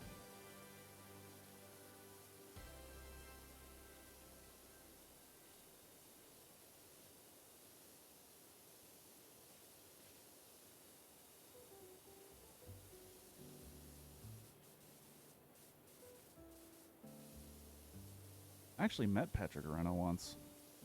The gentleman who played Ham Porter. Cool dude. He was with a guy, and I don't think they'll see this. He was with a guy that I believe was a business partner, and that guy was kind of a doucher. Because that guy kept bringing up the fact, he's like, yeah, imagine going to a baseball game with this guy. I was like, we get it. We know who the guy is. Nothing like sweating that Canadian yellows. No, they shot the 4th Home Alone movie here. There is no 4th Home Alone movie. It's a lie. The one used to be the worst until Home... Oh, Home Sweet Home Alone was bad. That was a bad movie. I watched that with my ex-roommates around Christmas time because there's kind of like a... It was just like a... We haven't seen Home Alone in a while, so we watched Home Alone 2, and then Home Sweet Home Alone, and I was like, this movie is bad. And they were like, it's not that bad. I was like, no, it's bad. It is a bad movie. And I felt really bad because that kid who was in it was one of the kids in Jojo Rabbit, which I thought was an amazing movie. And it's like, man, it sucks.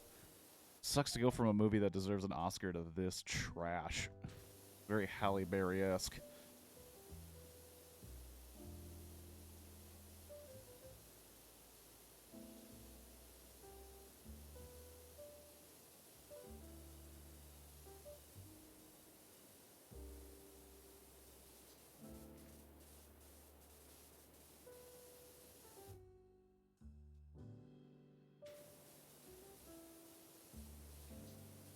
Most of Alexander Payne's movies are shot in Omaha. I genuinely would have watched Last Christmas if it weren't for your review, but I'm dead glad I didn't. It's bad. It's bad. Well, like there's this, you know, and you don't want to be that guy that says this phrase that I'm about to say, but they literally can't make movies the way they used to anymore. They can't. They literally can't. And Home Sweet Home Alone was a great example. Because when you watched Home Alone, they made villains that were like instantly hateable, and you did not care what happened to them. So when they are put in situations where you're like, oh, that would kill a mortal man, you don't care because you hate those villains. And in this one, they made the villains sympathetic, and then they made their, like, the damage that they take, like, more comedic and like, ha ha ha, not that bad. But it's also, it does very much feel like, well, why would I root against these people? It seems like they're in a tough spot. I don't know. Kimmy Schmidt needs to save her home, so a kid sets her on fire.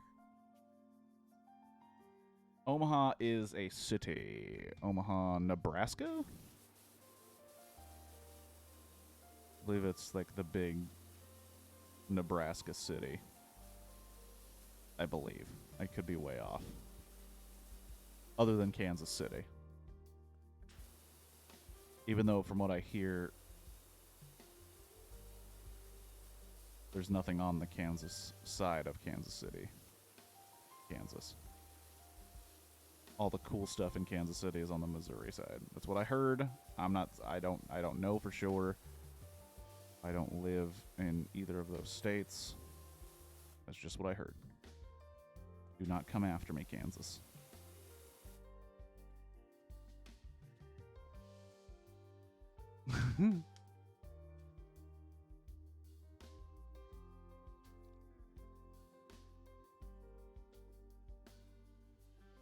I have many times resolved that I have to watch the other Home Alone sequels because I was pretty much a purist. I've only seen Culkin or Home Sweet Home Alone. That's the only Home Alones I have seen.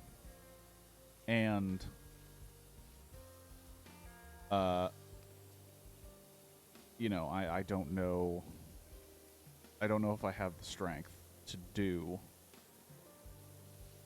a Home Alone sequels watch. And this is also coming from the guy that watched all of the Friday the 13th movies in about a week and change because I was just so curious about them.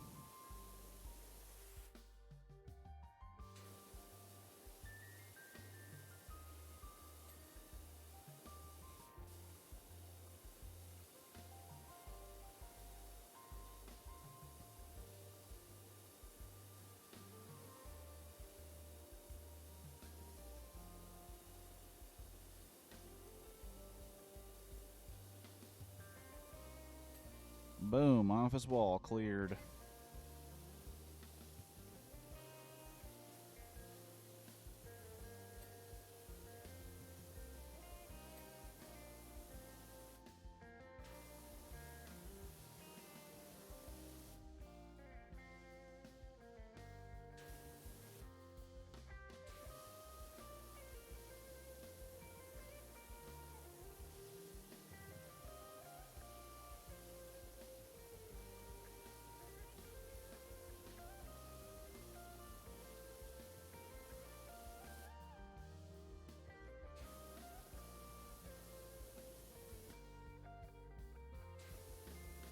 Anyway, Home Alone 3 is definitely weaker, but it doesn't feel like the previous one.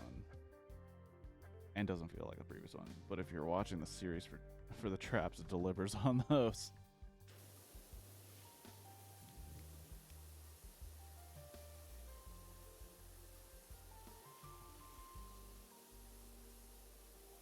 Yeah, like if you're one of those people that think that the Home Alone universe is the same as the Saw universe. Those weirdos.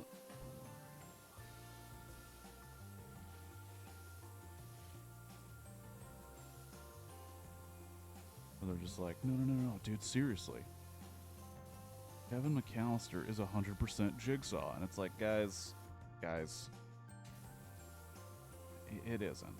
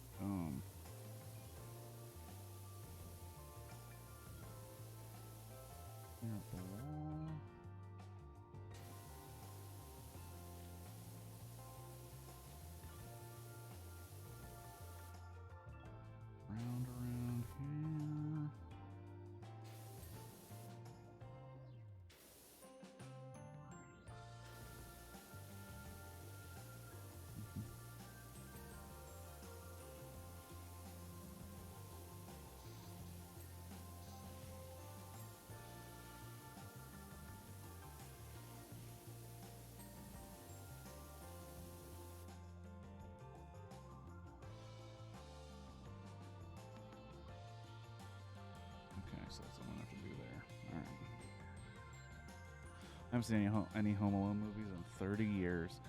I'm a 90s kid, so I'm nostalgic as hell for Home Alone. Yeah, Home Alone was regular Christmas rotation at my in my household. The first two.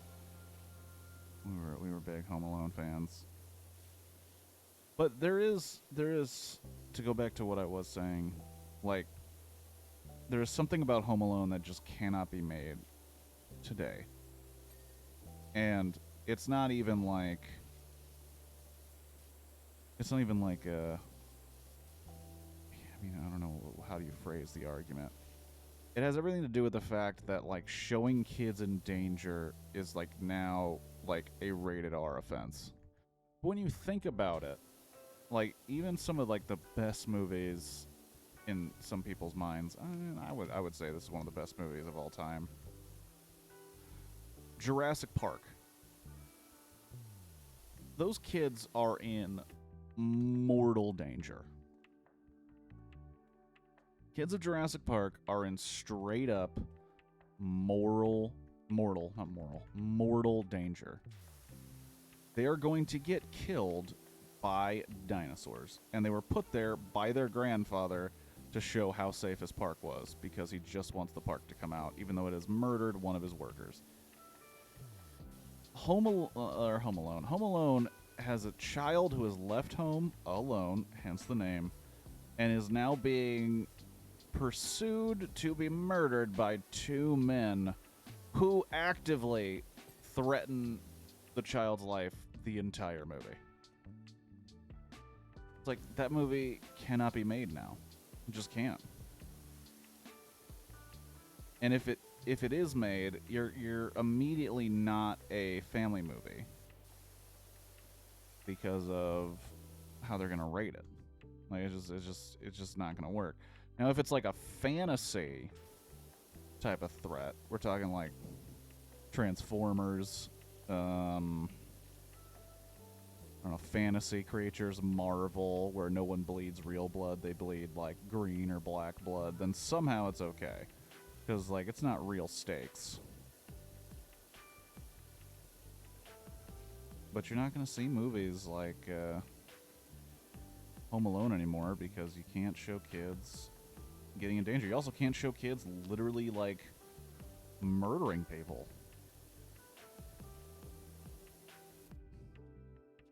Is Richard Attenborough more Wonka or Grandpa Joe? That's a good question. That's a great question. I'm going to think about that question for a semi-long time. Is Richard Attenborough more of a Grandpa Joe or a Willy Wonka? Well, he's definitely more of a Willy Wonka.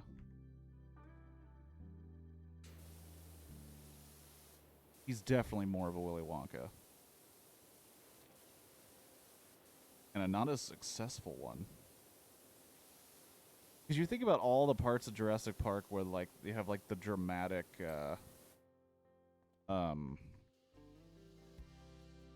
dramatic speeches from characters. Like, he does not give a shit about the lives of anybody else but his grandchildren. Because he was, like, willing to just keep the park going after that one worker died. After, like, the experts are telling him, like, you need to shut this down. You need to shut it down. The dude is, like, egomaniacal. He's trying to give off the, like, oh, I'm just a concerned rich grandparent. But, like, nah. Nah, dog.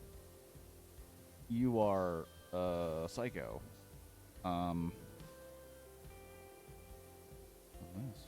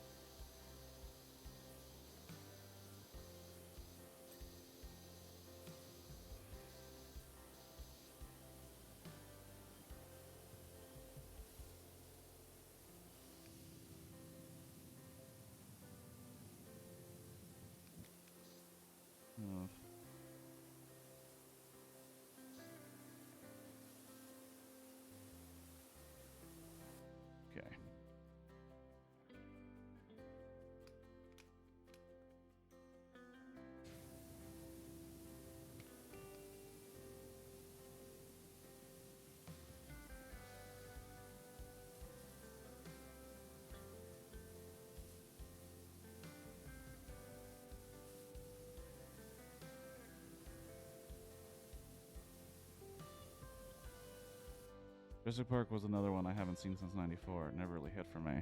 Really? I think Jurassic Park is like amazing. I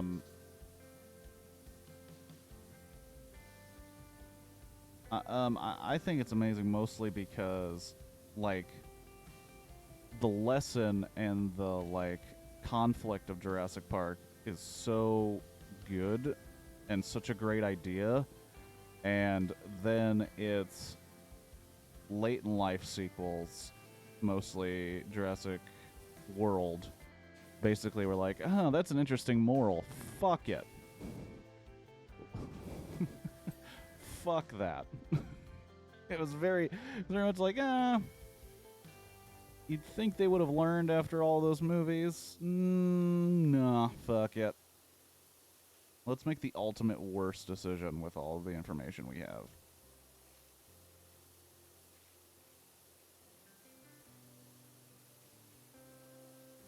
Jurassic World is another movie that kind of makes me angry.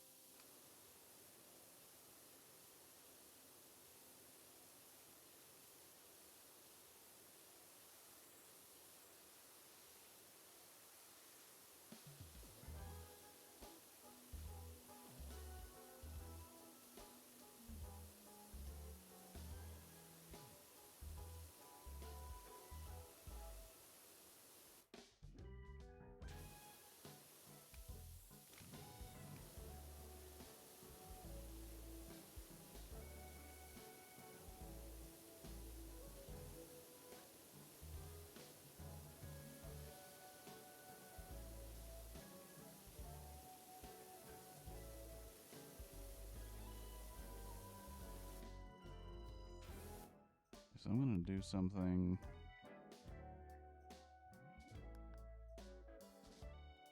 I'm going to do something really quick because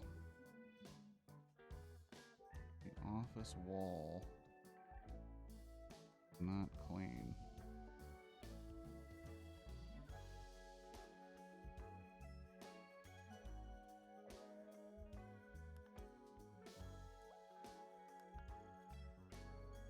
Office wall is not clean. Which office wall is not clean?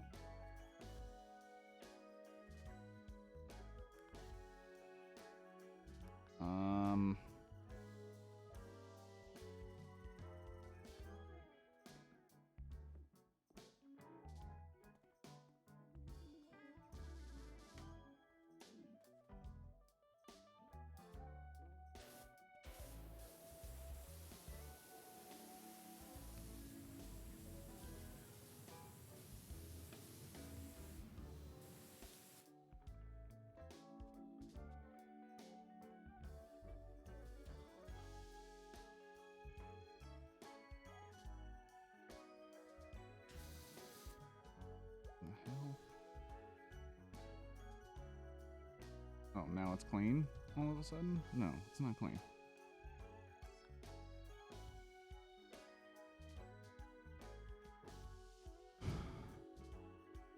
I was a dumb kid who got excited for Zucker Brothers movies.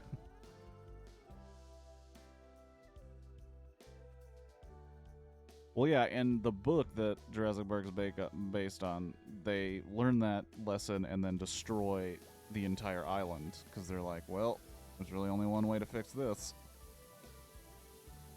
And then they had to retcon a bunch of shit for the sequel, which there's a sequel to the book too.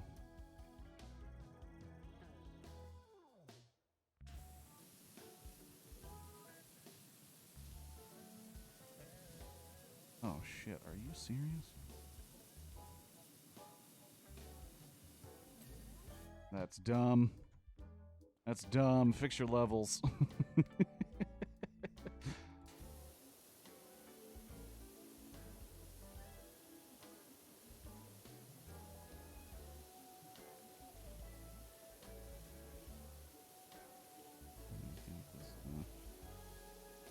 Roof to deal with.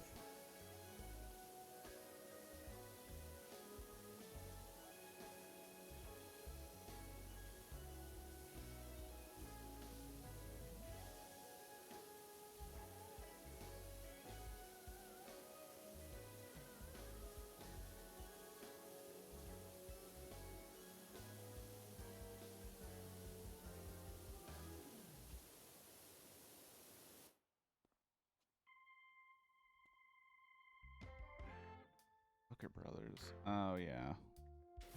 It took me a while to see Airplane. It took me a long time to see Airplane.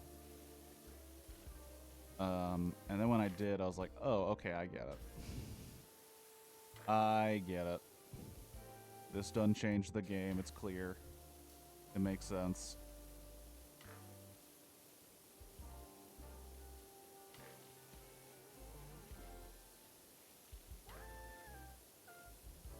And they gave us Leslie Nielsen, who's just a frickin' treasure.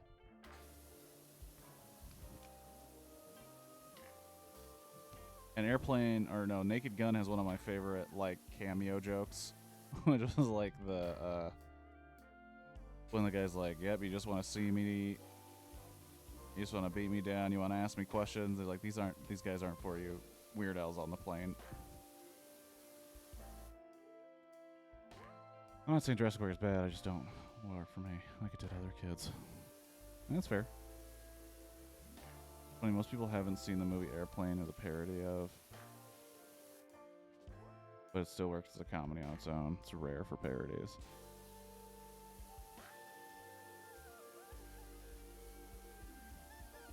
It's also weird how, because the Zucker brothers technically did Basketball, the movie with the South Park guys in it. They wrote it. And a lot of people will ask the South Park guys about it and like, yeah, we didn't write that. I think they even say we contributed and we gave some ideas, but we did not write the movie. And that always kind of...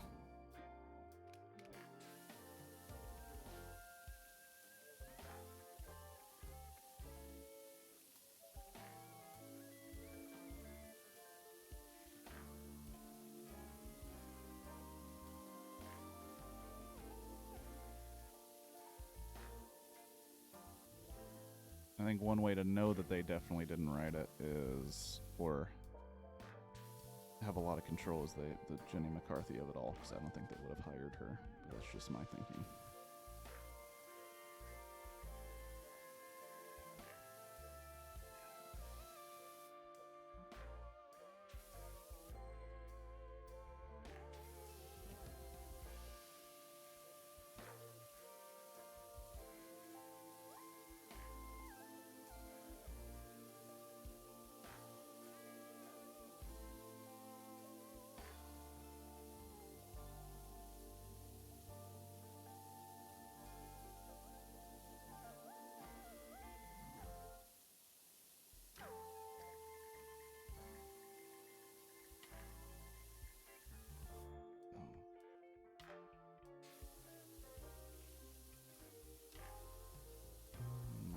Goodness. And clean. Over 90% done.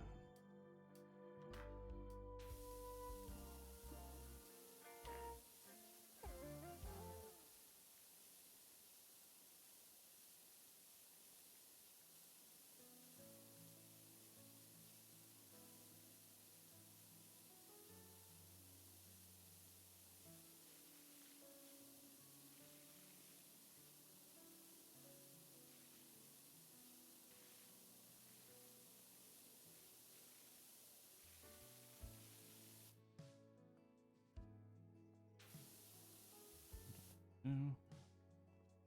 Is 0 hour public domain? It does not seem to be. How does a roof get this dirty? Does it rain? It's probably the rain mixed with the wind. I'm guessing the wind picks up some shit, puts it on the roof, rain tamps it down. It also seems like every person who's a customer of this game, like, I think every single one of them, like, has never cleaned the building that I'm working on, ever. They've never worked, they never tried to clean the building themselves, they never had anybody else come in and clean the building.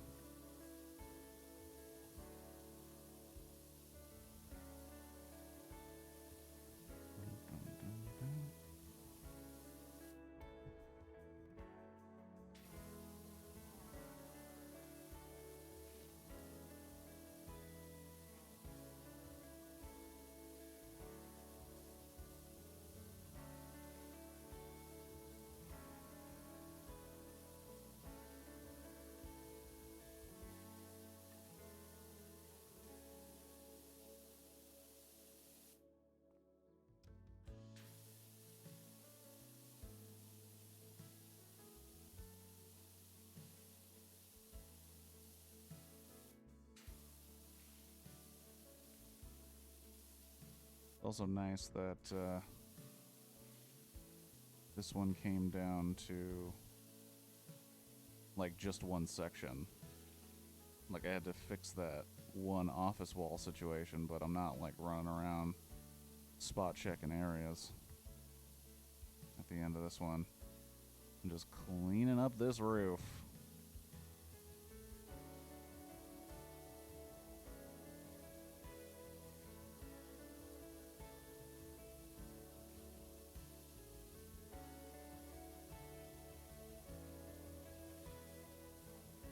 Cleaning up the roof.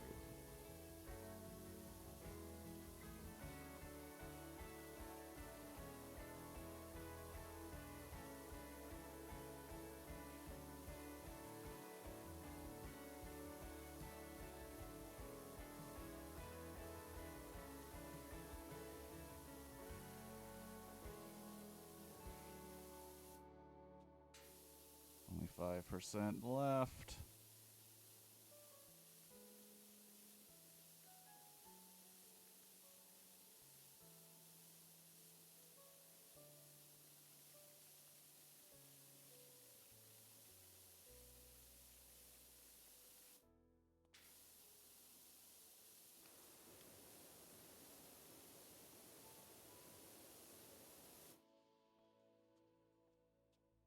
Okay.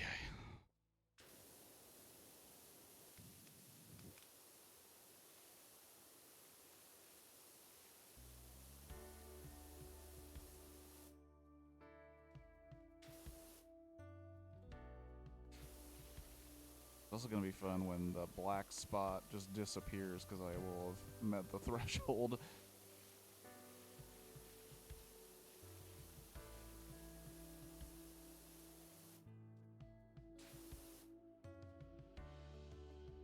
See anything else lately? I should check your letterbox. Well, I did rewatch a movie called The Wraith, but I think I already rated it. And by watched, I threw it on in the background. That's another piece of shit movie. Movie about a guy who gets murdered by a gang of dudes, and the whole town knows who did it, but the guys aren't getting arrested for some reason. And he comes back as a dude who looks similar, but is not the same guy, and then races all of those gang members and murders them with his magic ghost car. And it's a movie that has Charlie Sheen in it, but he's not in it the entire time because he booked Platoon in the middle of the movie and basically was like, yeah, I'm not going to finish this thing because I got to go be in Platoon and become a movie star. So he's like half in it. It's a wild movie. I don't think it's very good, but it is kind of fun to watch. The end scene of Roadhouse. Roadhouse is a great movie. I think we disagree on that, Shadow. I think we've disagreed on that a bunch, but I think Roadhouse is an awesome movie. I think Roadhouse holds up. I think it's as good as it's ever been. I hear they plan to reboot it. Like every couple of years, there's like a talk about, oh, we're gonna reboot Roadhouse, and it's like, good luck. That's another movie that I don't think will play in this day and age as well as it did back when it came out, but we'll give it a shot, I guess.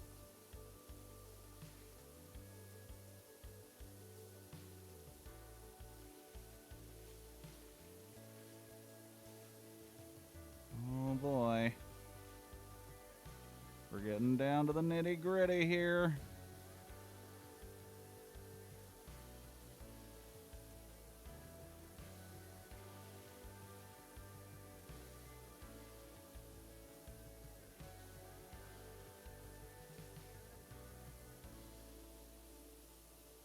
Triangle of dirt here.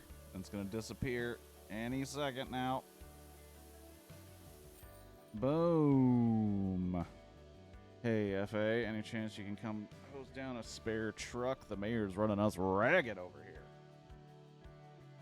I know Roadhouse is one of the Family Guys running jobs. I thought you said you don't like Roadhouse.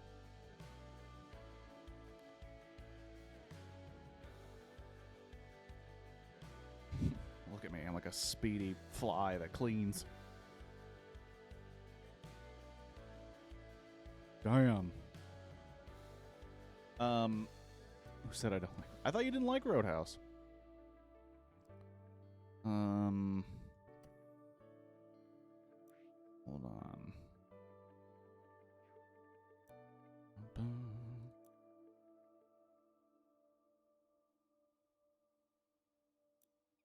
Modifications, don't really give a shit about that. Gotta buy all the accessories. You know, I'm a you know, I accessorize. I don't care about clothing. Look at all this cleaner that I'm not gonna buy. Alrighty. Let's see here. Let's take care. You know what? We just did the firehouse. Let's do the fire truck. I don't like Point Break. Roadhouse is fun dumb, not dumb dumb. Dude, Point Break is fun dumb. Come on. Come on, Shadow. Come on. Roadhouse and Point Break are like the same level of fun dumb. Come on. Really?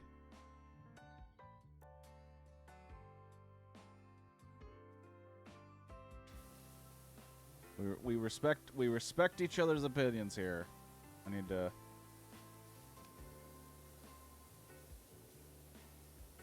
Holy shit! This thing is.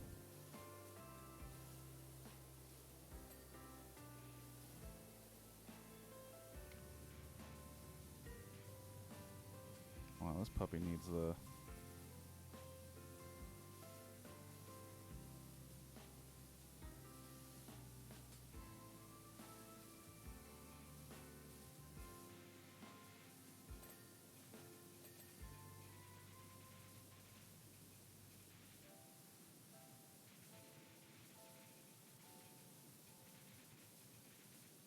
It's the highest.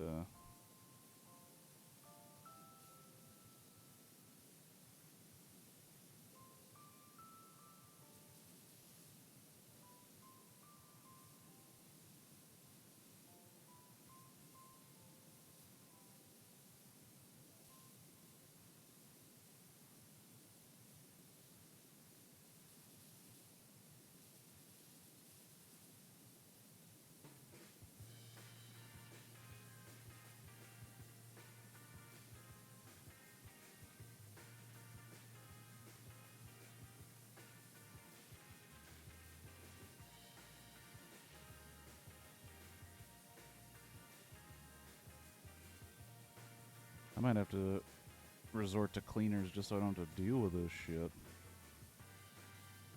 This is freaking slow going.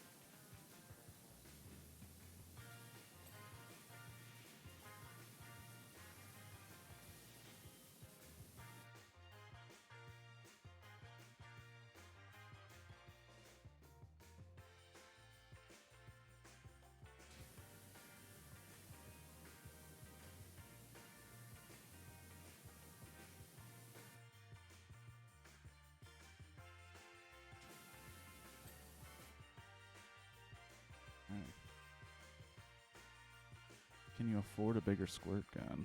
Well, no. I mean, I have the... What am I doing? What am I doing? I have the best power washer I can buy right now. And then... I have the... best equipment.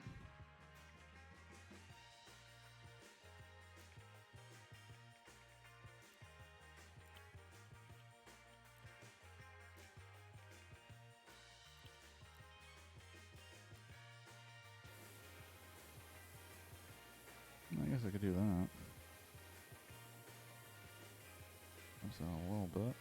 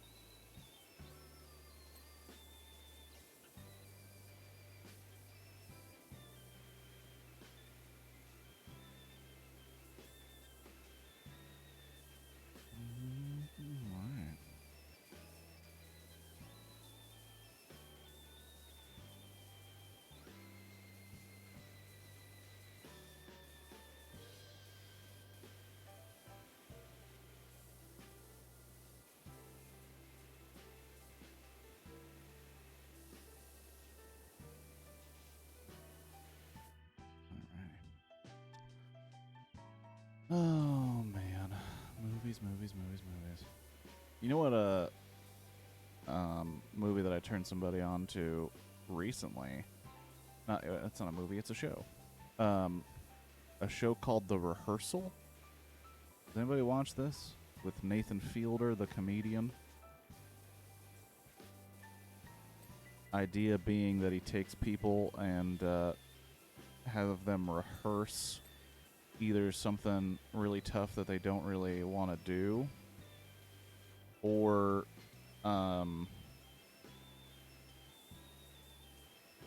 rehearse like a life experience that they want to have, but they don't know if they want to actually go through with the full life experience. It's amazing. It's one of the weirdest, most like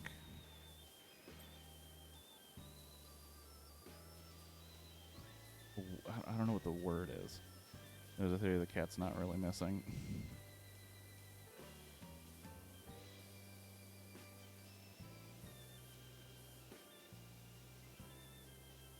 Mayor's using it as a distraction device so no one notices all the pipeline stuff. Please tell me that there is a conspiracy theory about this missing cat.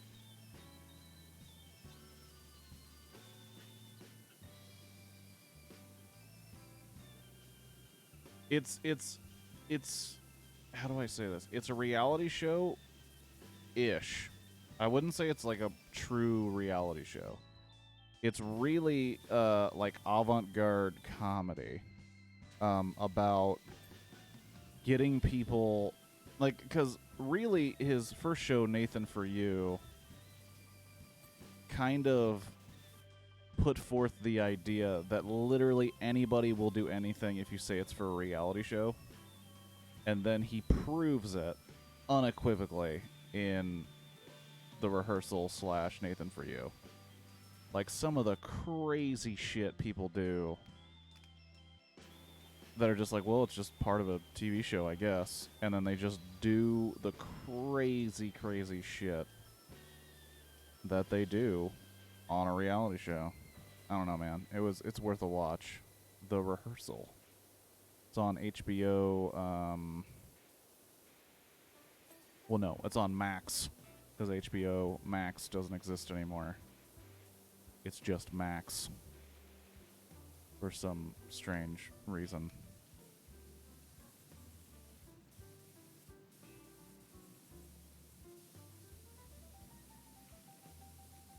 Hold on, is this all metal?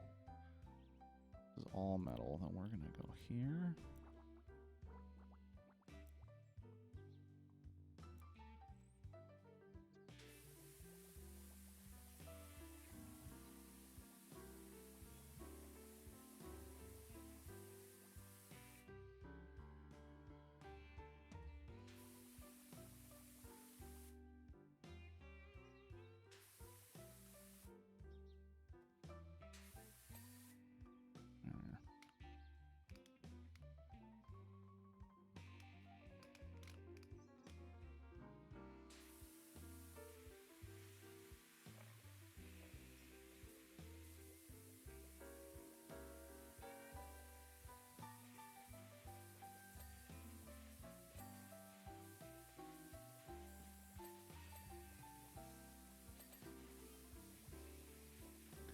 Hey, bud, do you know the mayor's can is still missing? I'm up on, at the volcano.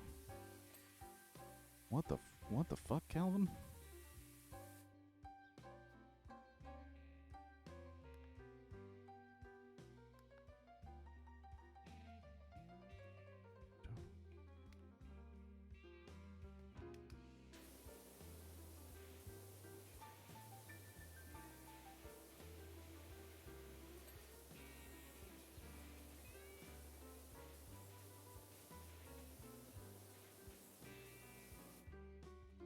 I don't typically watch right now. Why is it that IMDb for rehearsals full of fake Bob's Burgers and Bob's age? Oh. Because the guy running the show, Nathan Fielder, he finds actors to portray characters for the person that wants to simulate an experience. So he will, for someone who wants to experience something with a child, like having a child, or I believe it's just having, someone wanted the experience of having the child, they had to get a bunch of actors who will be the child at various ages, but they can't have a child actor pretending to be a person all day, so they had to switch out the child actor every couple hours. It's really weird. It's a hard show to explain, but it kind of, the way it explains itself during the show is very helpful. And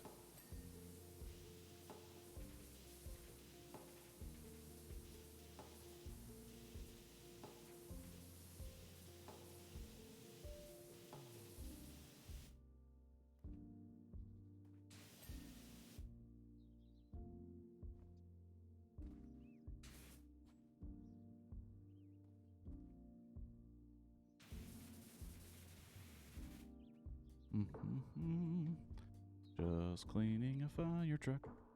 Just cleaning a fire truck. My gosh. Already 11:10?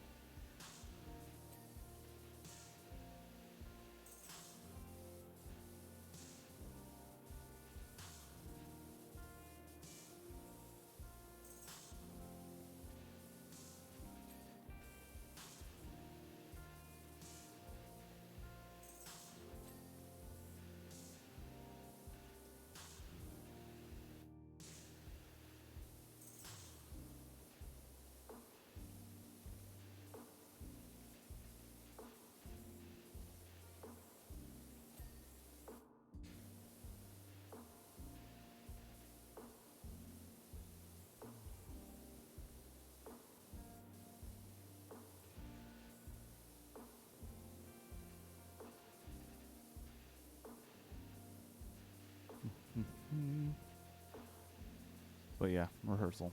It's nuts. It also goes places where not only are you not expecting it to go, it kind of plays on the perception of reality with people being actors and pretending to be people's kids and parents and whatnot. It really gets a little bit off the rails. But it was super entertaining.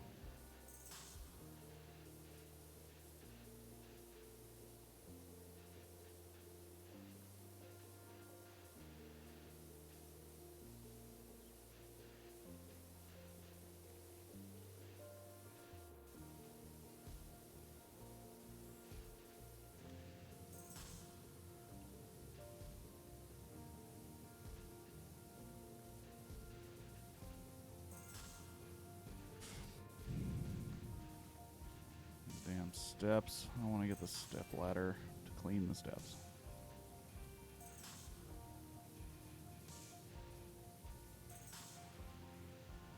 It's just step on step violence. Okay. So this bumper is part of the truck. That doesn't make any sense. You know what show I've been enjoying? MXC. Oh, yeah. That show's awesome. I remember MXC used to be on Amazon Prime for a little while, and when I found that out, I would just run it on in the background while I was working on stuff or cleaning, because it's just such a funny show to just have on. Crazy nicknames and stupid jokes.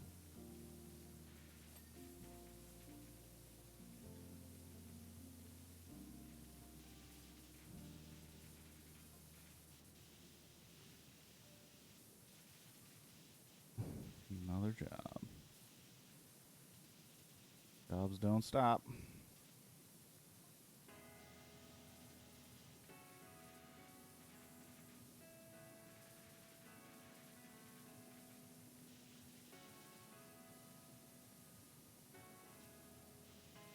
Jobs do not stop.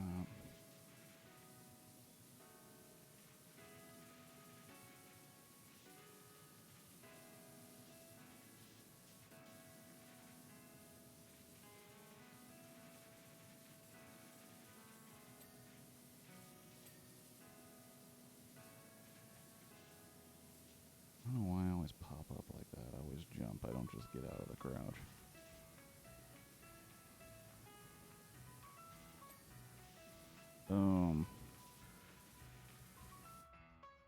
Is this some kind of extreme sports reality show? Well, it's a redubbing. It's an English redubbing of a Japanese show. Yeah. And oh my gosh, it was so funny.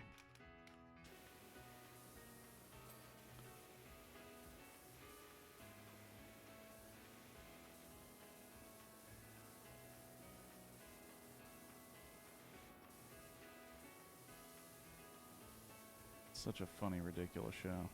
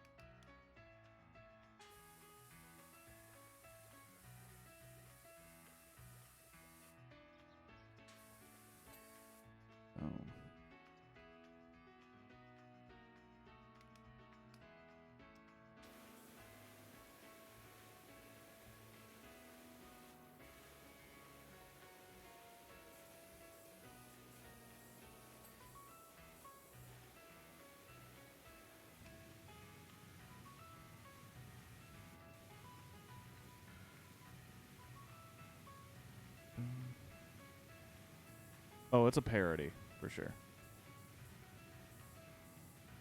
It's definitely, like, they're just having fun with a Japanese obstacle course show.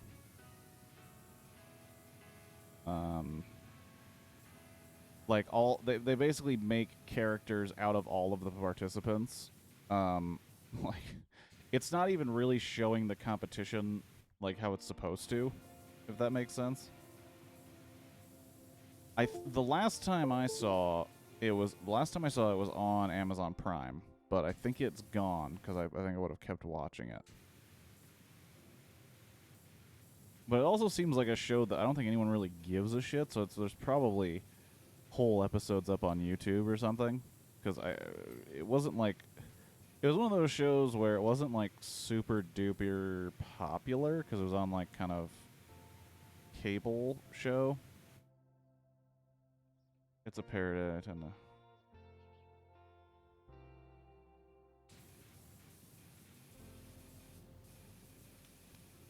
It is one of those shows where I just don't expect like anyone to even give a shit if people were pirating it. You know what I mean? Just based on how long ago it was and like how niche of a fan base they had, I can't imagine that they actually gave a shit.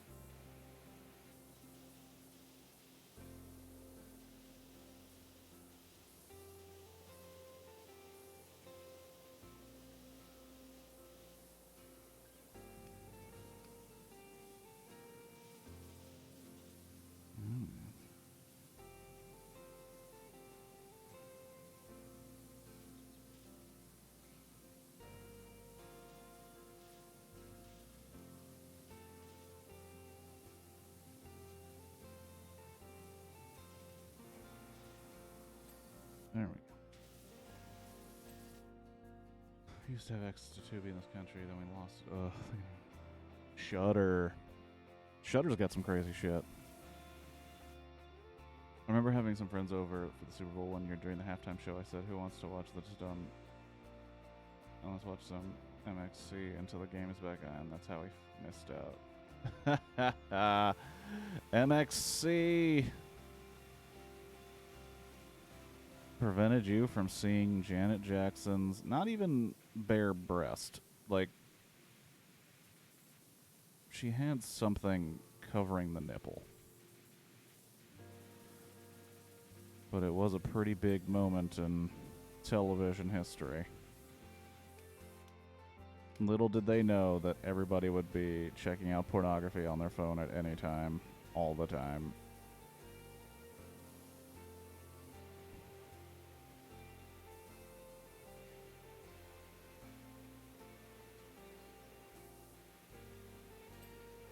Boom.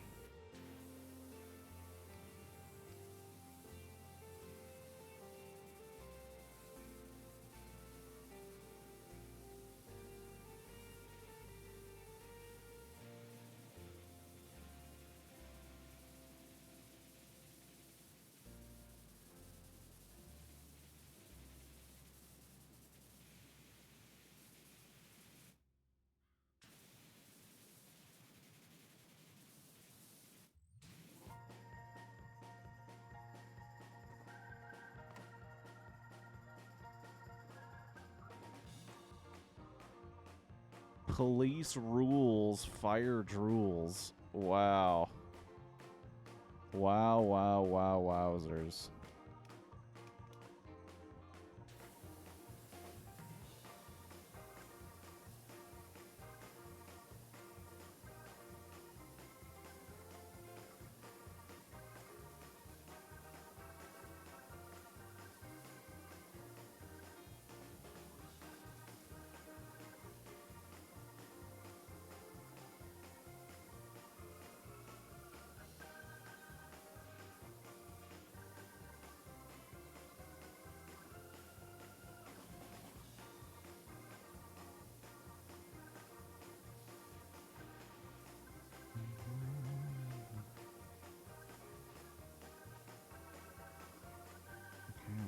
Ulysses now.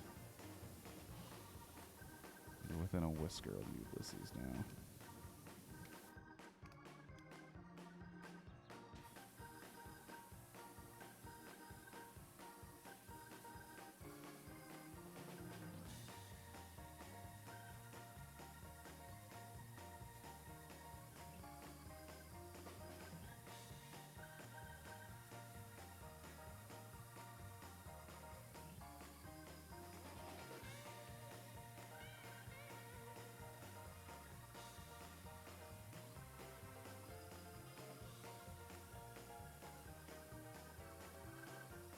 Come on, cleaning it up. He put the he went the graffiti where no one can see it but the cleaning guy. Good job, officer.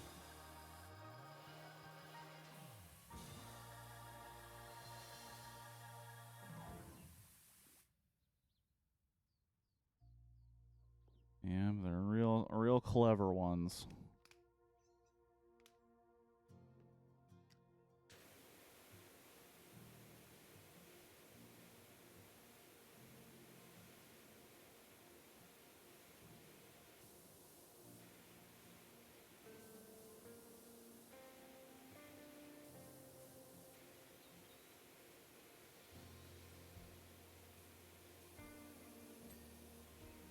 Well, got rid of the graffiti.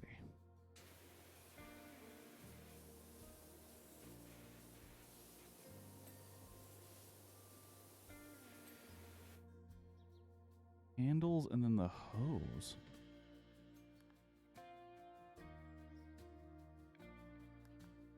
Where the hose at? Where the hose at?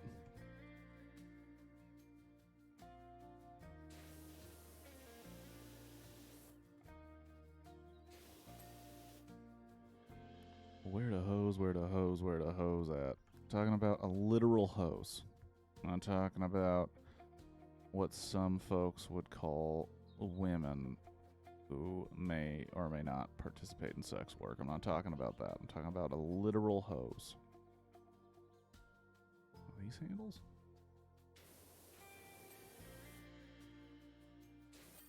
Job complete. Boom. Clean fire truck.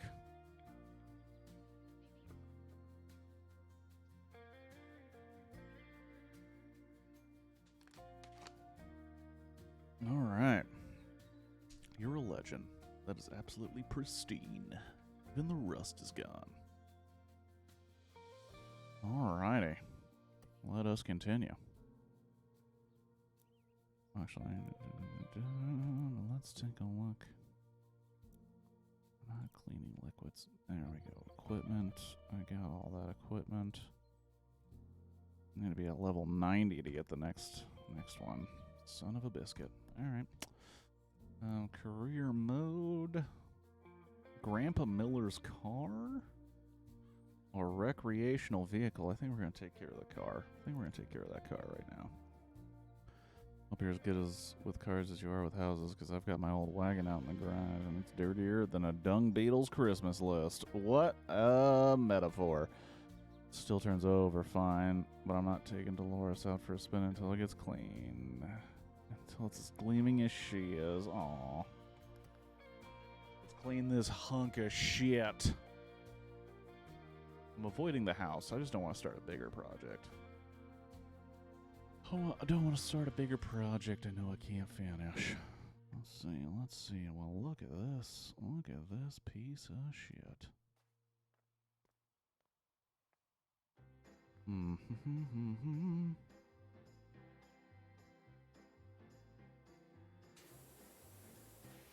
might find an old streaky line where Bert tried to clean it with his power washer, dribble washer, more like it. Oh, shit!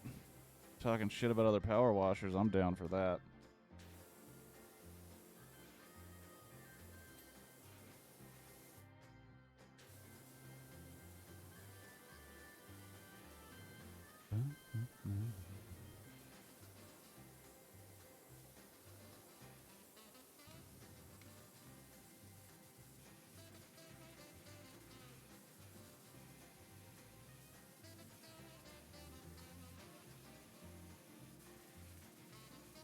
This guy's gonna do some street racing on this thing. Race for pinks. Which is what the Wraith is about a lot of the time. It's about these punks racing for pinks.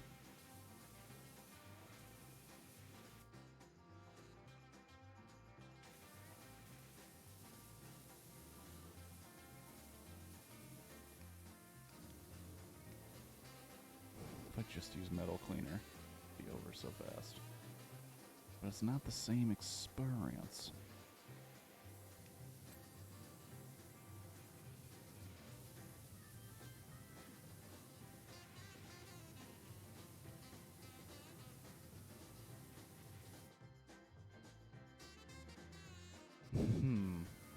Yes, pink slip. Pinks is short for pink slip. Even though in the movie The Wraith, which begins with these punks taking a car off a gentleman who's on a date, when he walks up, when the villain of the piece walks up to the car, he says, "No, what do you?" Basically, the guy's like, "Well, what do you want?" He's like, "Well, I'll let you know. It's pink," implying that it's the woman in the car, which is gross. But then he says, "My friend thinks that this hunk of junk is worth something." And then mentions pink slip, and you're like, oh, okay. Even though later in the movie you will find that he does treat women pretty terribly.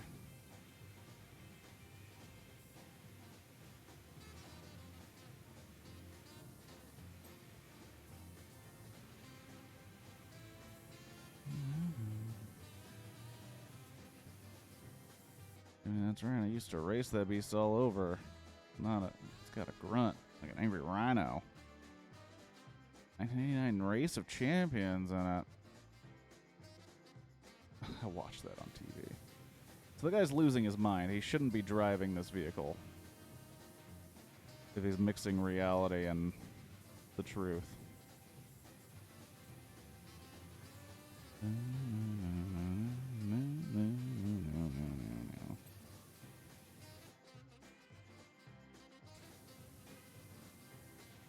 Alrighty. The Wraith from 1986. I think that's the movie. It looks like it was in the ocean. Yeah, I think we'll find out that this guy actually dropped it in the ocean and they just recently found it.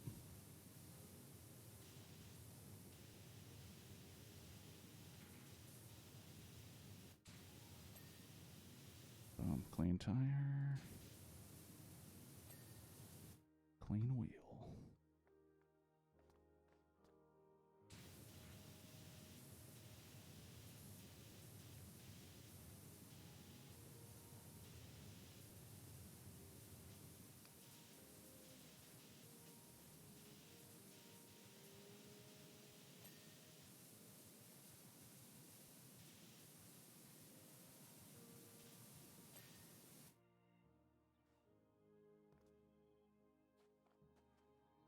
I just cleaned the back half. That'd actually be really funny.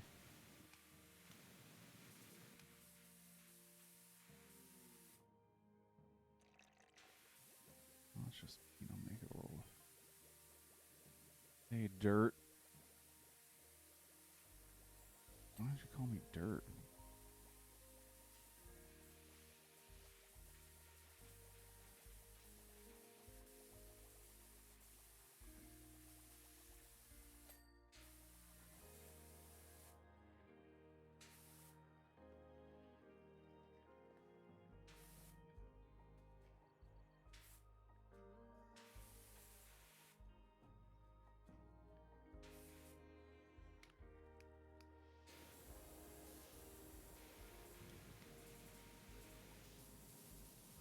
Your ad here? He was trying to sell ad space on his car.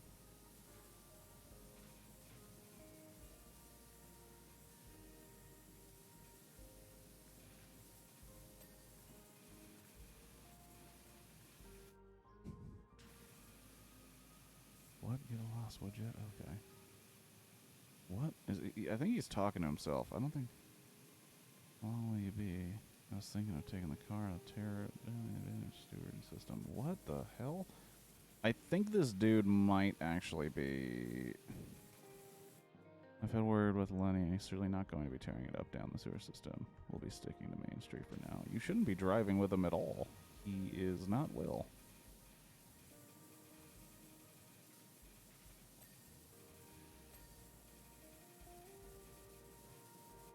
Boom.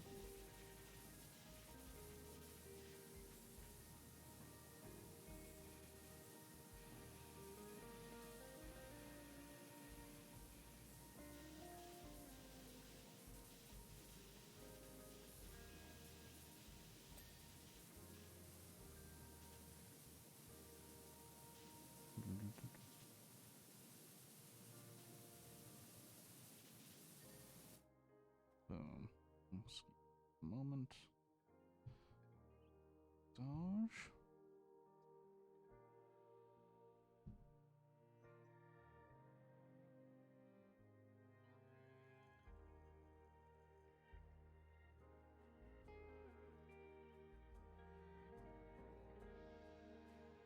All right.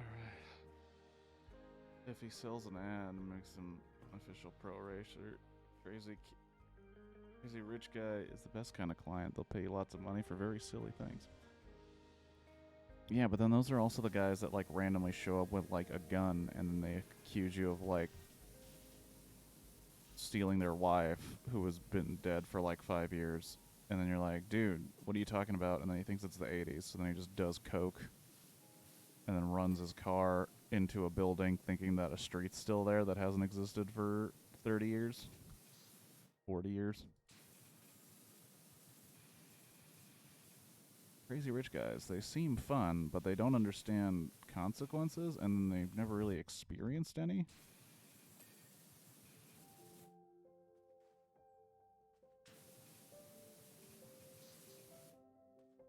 It's a turbo fast car.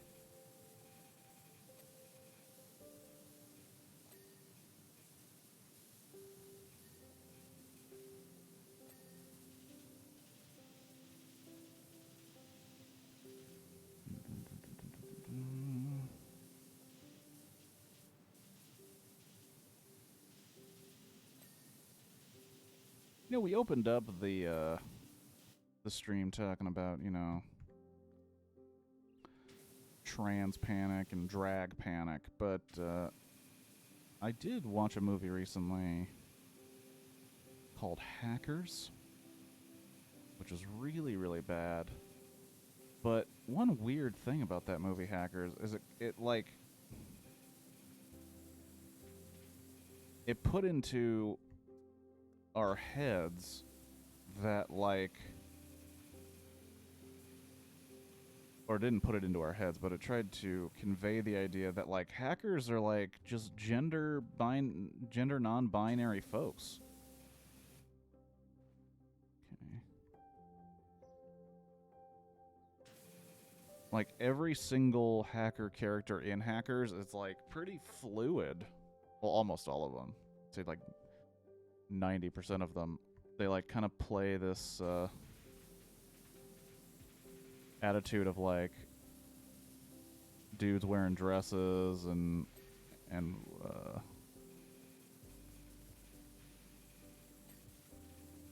playing off kind of being gender neutral. And it was like, well,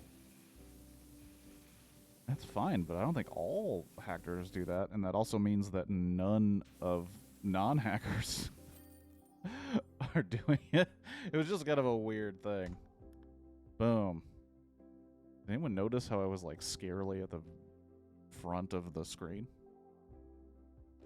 Boom. Cool. Got time. I got time for a recreational vehicle. Boom. Doc. Oh, I didn't even...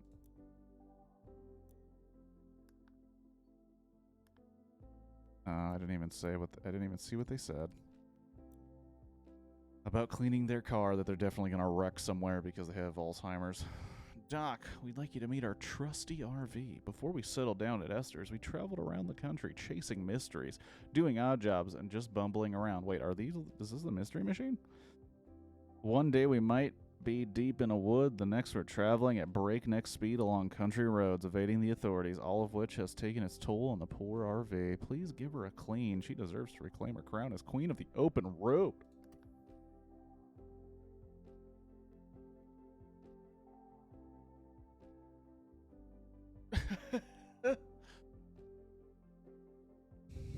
Yeah, that's true. The movie was like half like genuine how hacking kind of started, and then the other half was complete bullshit. Oh, look at that. Little heart.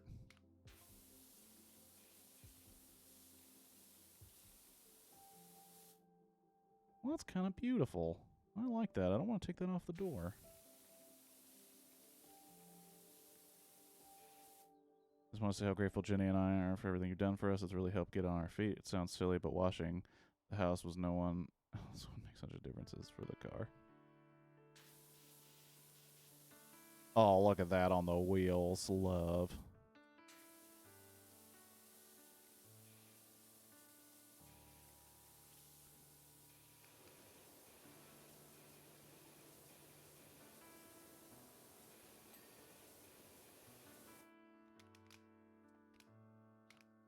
I don't want to wash off some of the drawings just yet.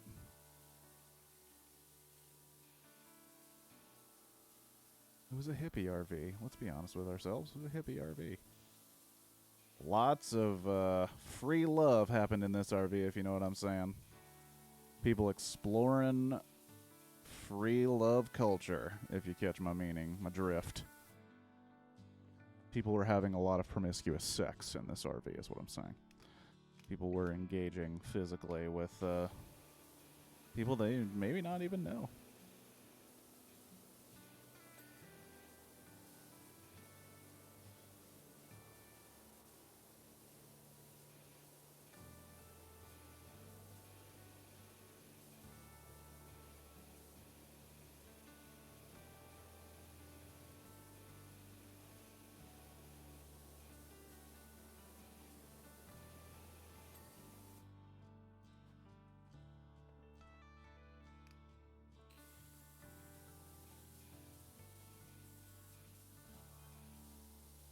Our driving Miss Pebble's live stream flopped. The fans just want us to.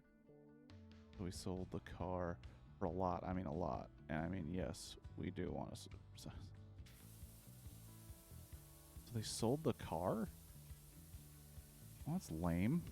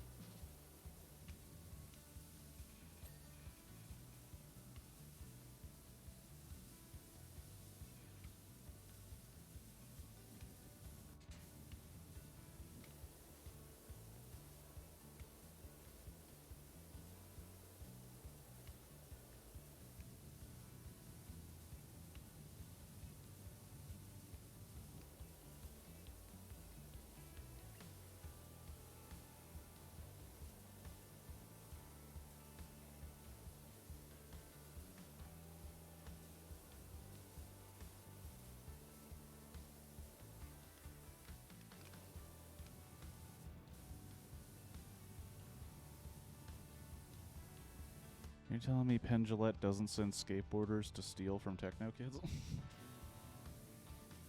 No. Also, I don't know if you know or remember the film Grandma's Boy, but there was like a guy, a game designer in that, who like pretended he was in the Matrix. They have like a version of that guy in Hackers that was like really, really silly, played by oh, what's his name? Fisher Stevens. And it was so stupid.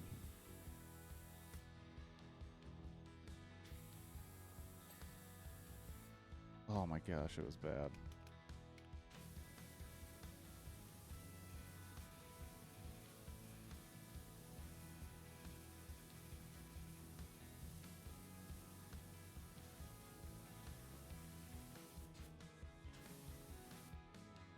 Oh shit. God damn it. That's a bummer and a half.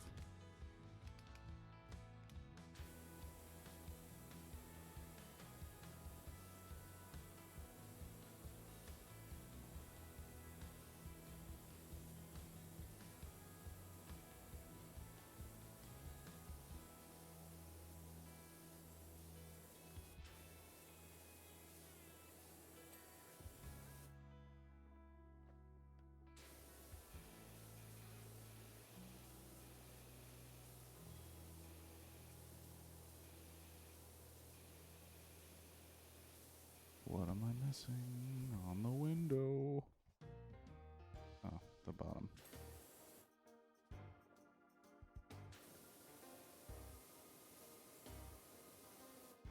Fisher Stevens from yes, that same Fisher Stevens, who seemingly does like pretty good work and then pretty horrible work in some pretty terrible things. That Fisher Stevens.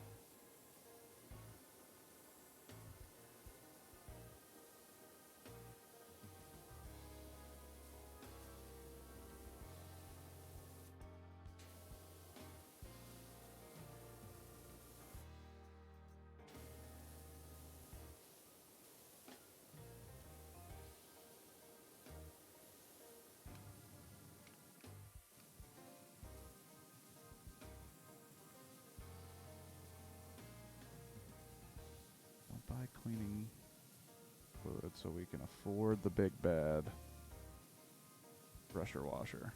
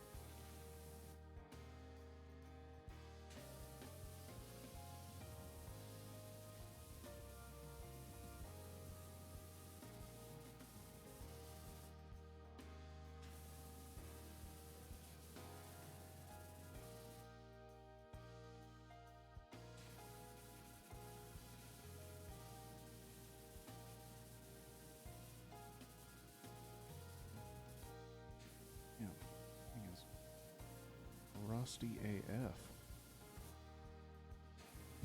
I actually haven't seen. Well, hello, anonymous gifter. And thank you for gifting a sub to Anthony, who I don't even think is here. I appreciate it. Thank you so much. Maybe Anthony is here. Quiet, being all quiety. But thank you very much, anonymous gifter.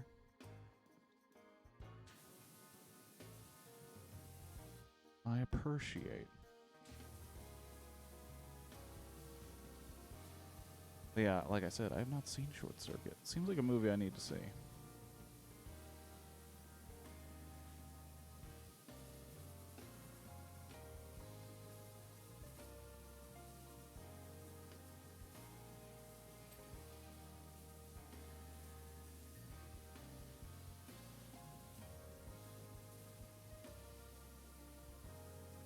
Don't want to hit the flower tires. Don't want to hit the flower tires. Don't want to hit the flower tires. I'm going to end up hitting the flower tires. Surgical. Surgical.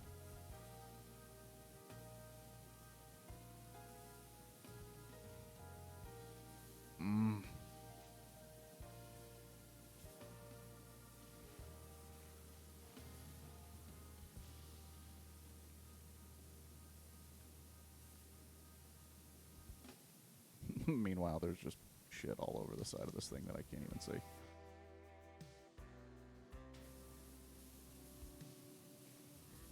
What about movies that we want to see? Because I want to see this Oppenheimer.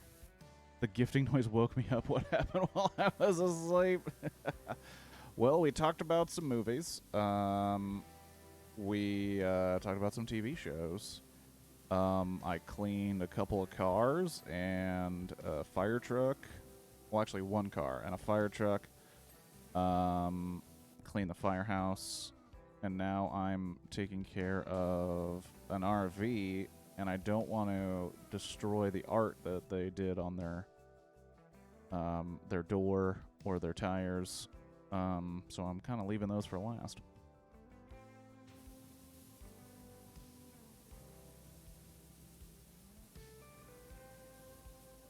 And I'm not going to be one of those guys at church that when they see somebody sleeping, they give them the riot act. Instead, I'm going to say whatever your body needs is what it needs.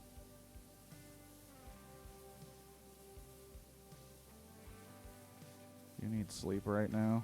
Get that sleep.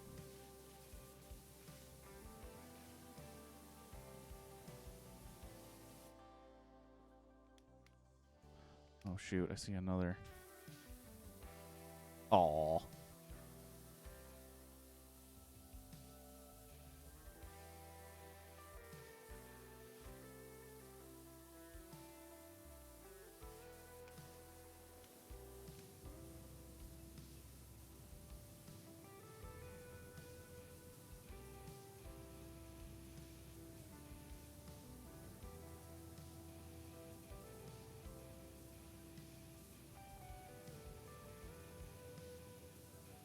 Full pressure to get these windows clean.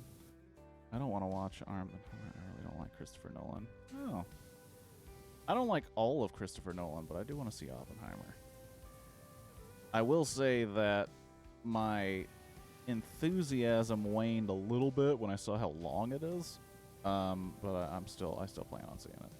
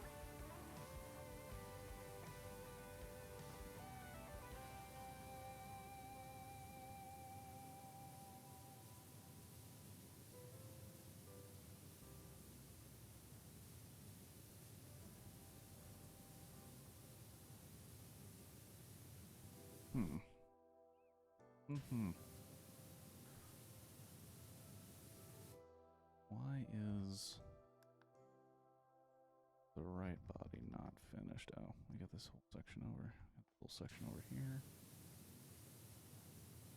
This section up here.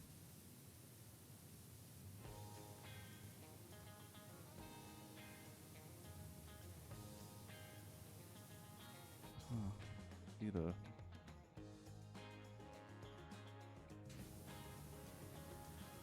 Why? I've seen the day after Trinity. I don't need that douchebag talk down to me.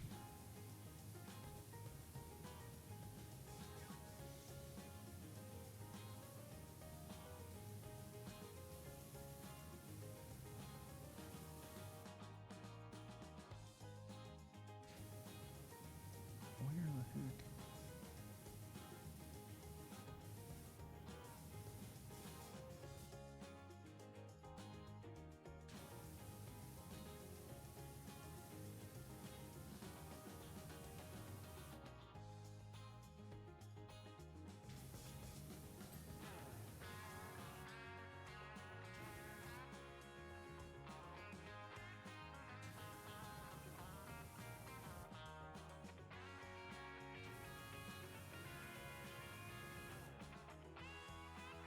I don't know why I'm obsessed with getting the right body done, considering I'm not even doing that shit yet, so.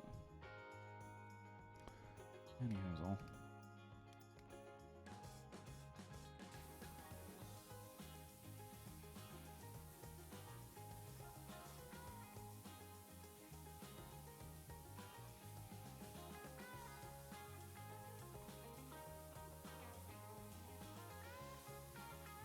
Oh, look at that. We rated the eye for Esther's old stuff and put it in the vlog. It's gone bananas. I'm 50-50 on the Five Nights at Freddy's movie. Yeah, I never really dug the Five Nights at Freddy's shit, so, like, when I heard about the movie, I was like, okay, I'm sure it'll be alright.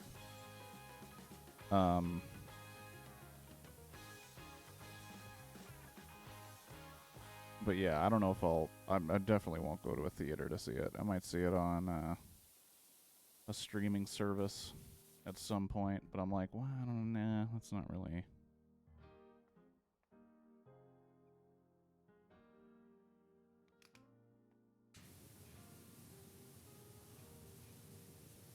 Figure it out. Even the rear body is not done, but I don't understand what's missing. There's a whole chunk?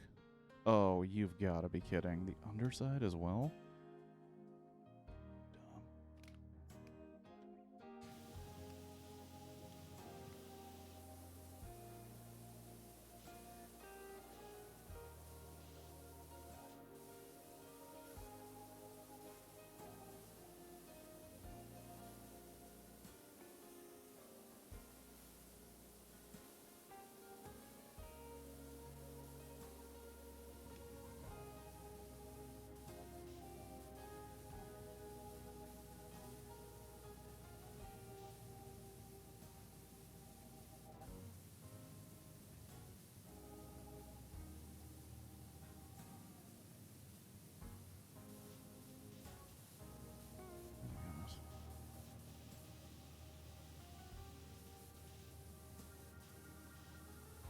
Yeah, the Five Nights at Freddy's, like, games, I just knew that that wasn't going to be my thing, because it's like, it seems like, okay, just stress, stress, stress, stress, stress, stress, stress, stress, jump scare.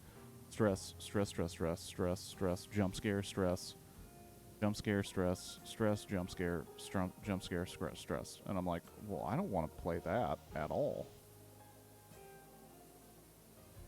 Like, that's a big no thank you. Five Nights at Freddy's, no thank you.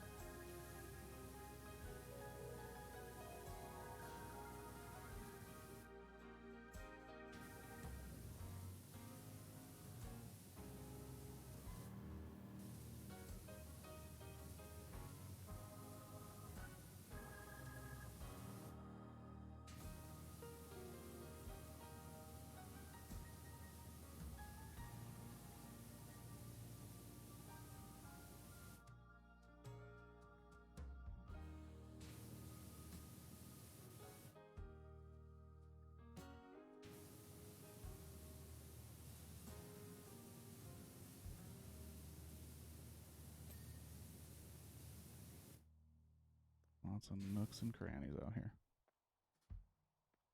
Used to play it at night with your brother.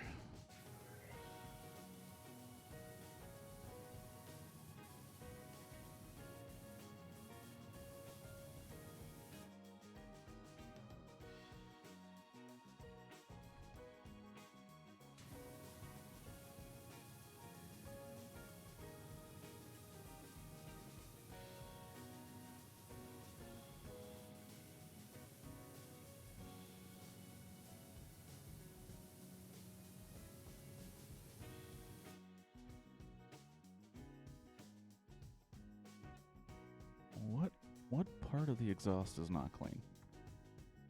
Can we get some idea? Oh, there we go. All right, let's just. I love the art, but I also. Jenny's changed to traded in cryptozoology for cryptocurrency.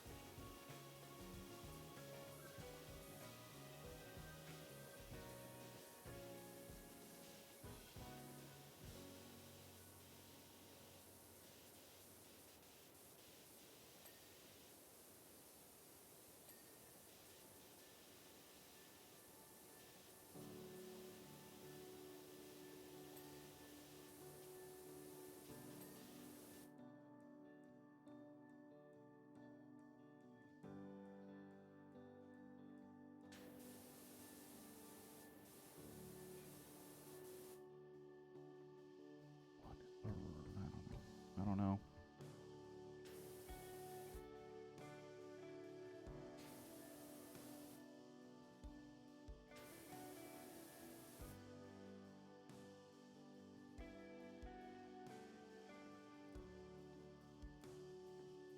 Anything on the roof? Oh, there is something up there.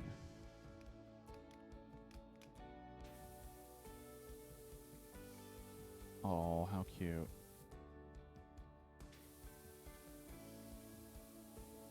How cute.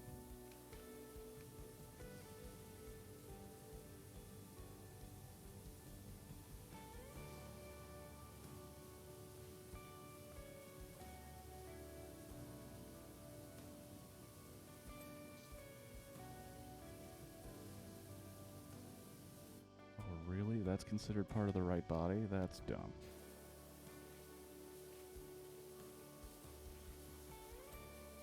That is dumb. Don't like that. That is dumb. I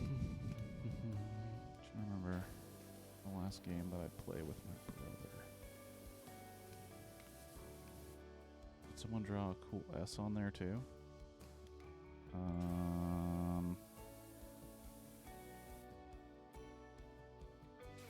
we got an I.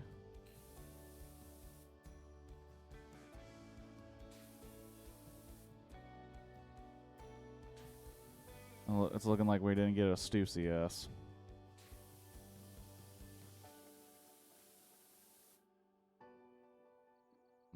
What a bummer.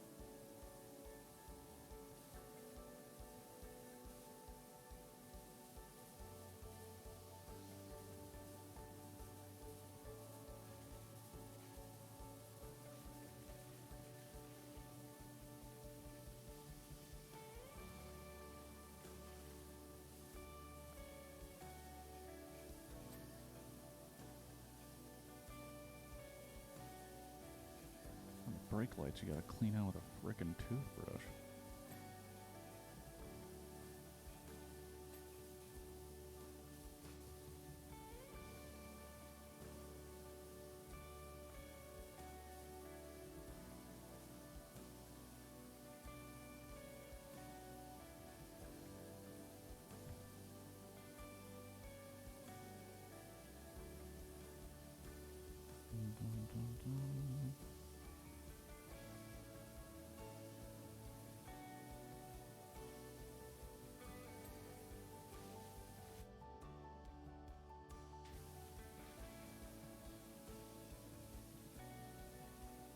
No peace.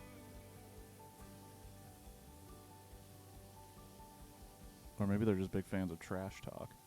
I don't know if anybody even knows who that band is, or the fact that their logo is an upside down peace sign.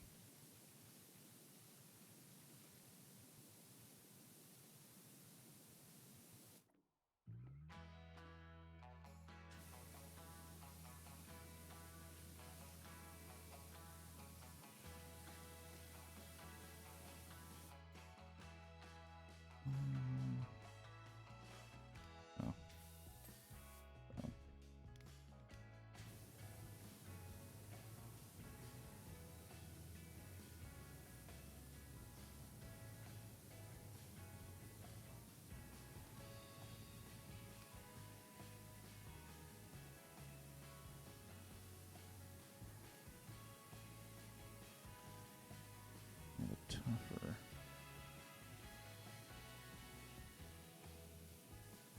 stains out here.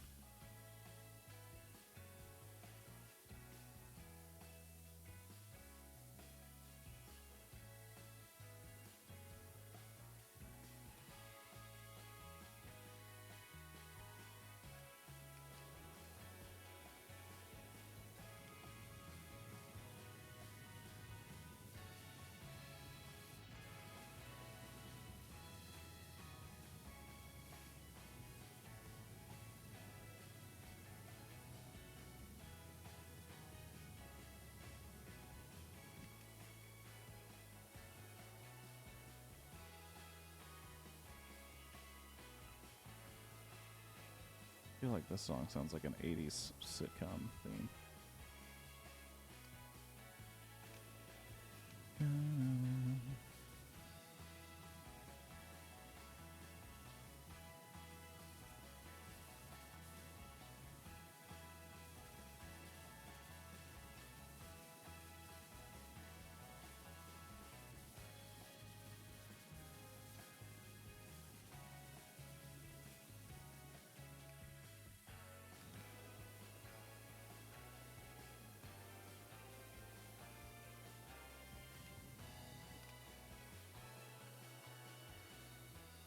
After this, we want you to have the RV. What? You're gonna give me the RV? Then I wouldn't have... If I had known this before I started, I wouldn't have... We can't hear her sitting idle. She's born for the open road.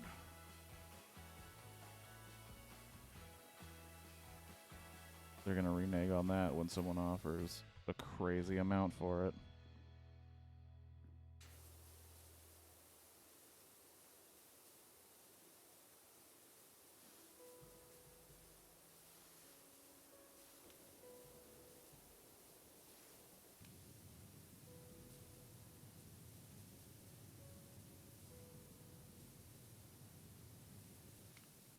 I wouldn't give up this RV. No, I'd find a place to store it. Actually, I probably would sell it eventually. If I know me.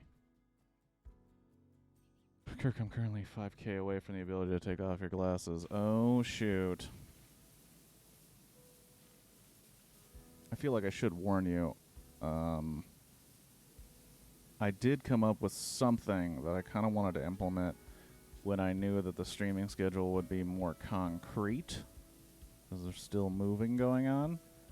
That would cost a whole lot of points, but I think would be worth the time. But I'm not going to say anything more than that. And this wasn't just a ploy to get people to possibly not make me take off my glasses, because, as you know, I cannot see very well without them.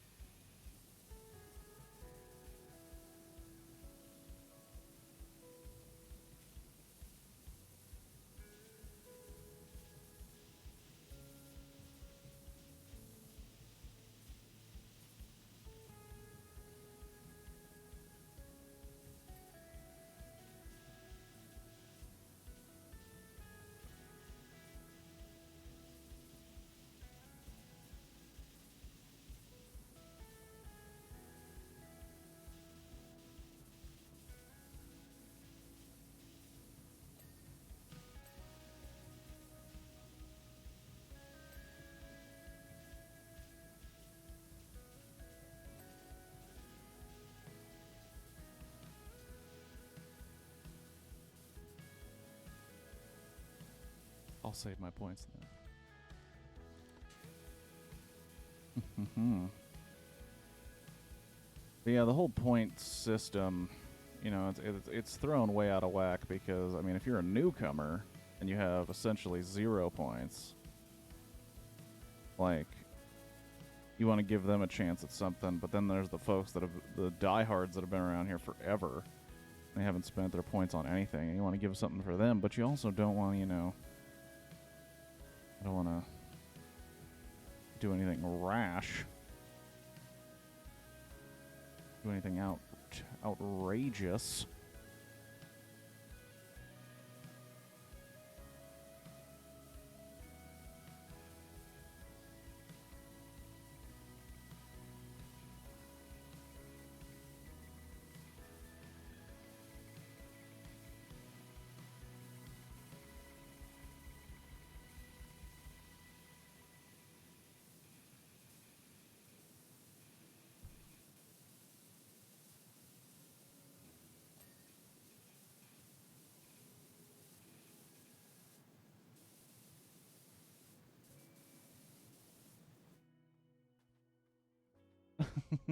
I can highlight nonsense 1,000 times. You sure can. Highlight nonsense.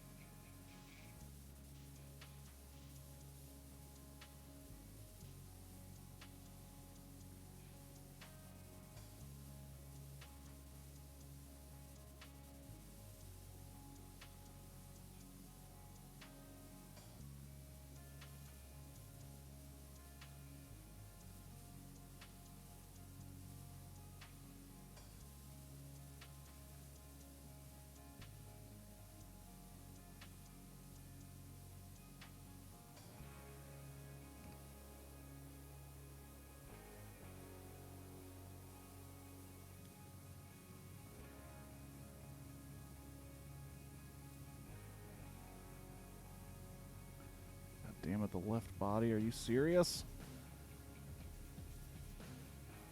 Oh.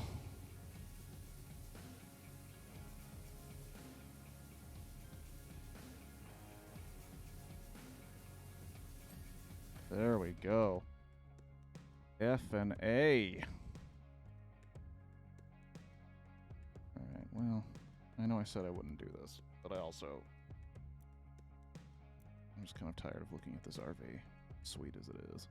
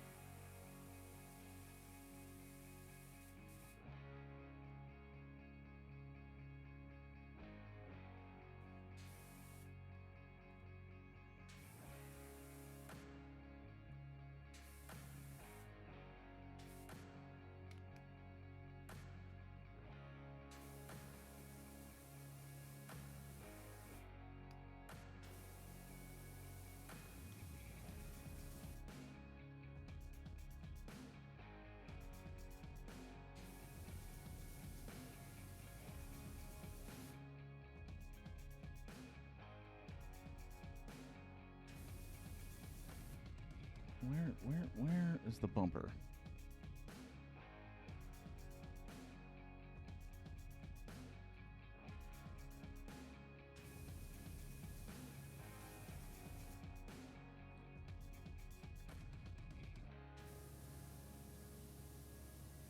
Oh my gosh, how much of the bumper? Come on. You gotta be kidding.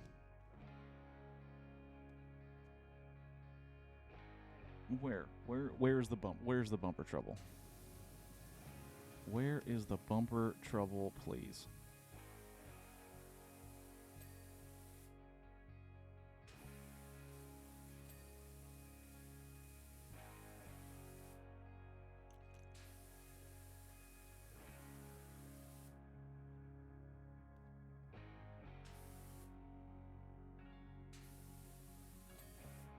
Boom. Grill.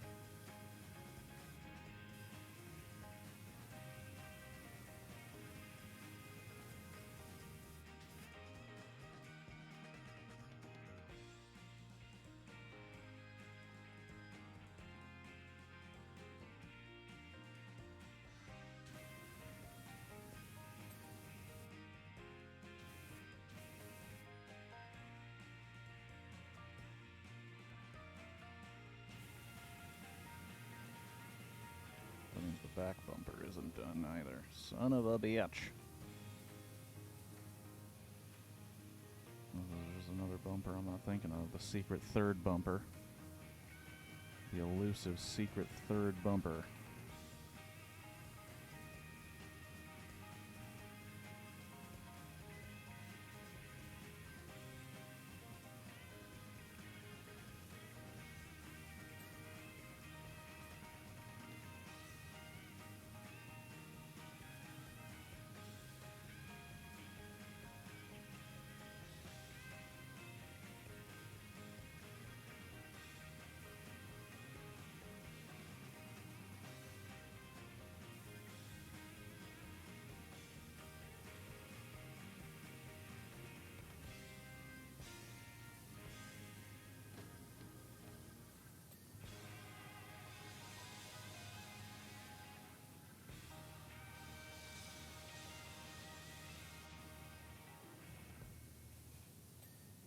Boom.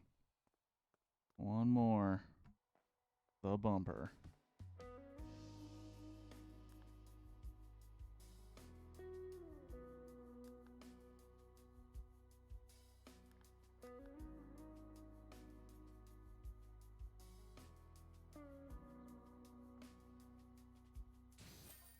That's dumb. Get yourself over here quick as you can. We got urgent one for you. Boom. Cleaning the RV. Or I can go through... Oh, shit. I didn't even notice that change hat. I apologize.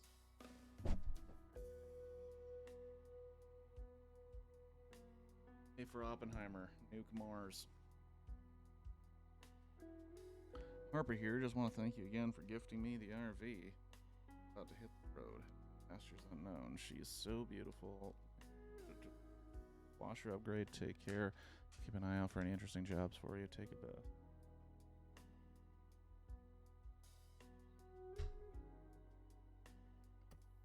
Alright. Ooh, we got a fire helicopter to do. Sweet. At 75. Got 15 hundo. What is the professional? Oh, it's only 5 grand.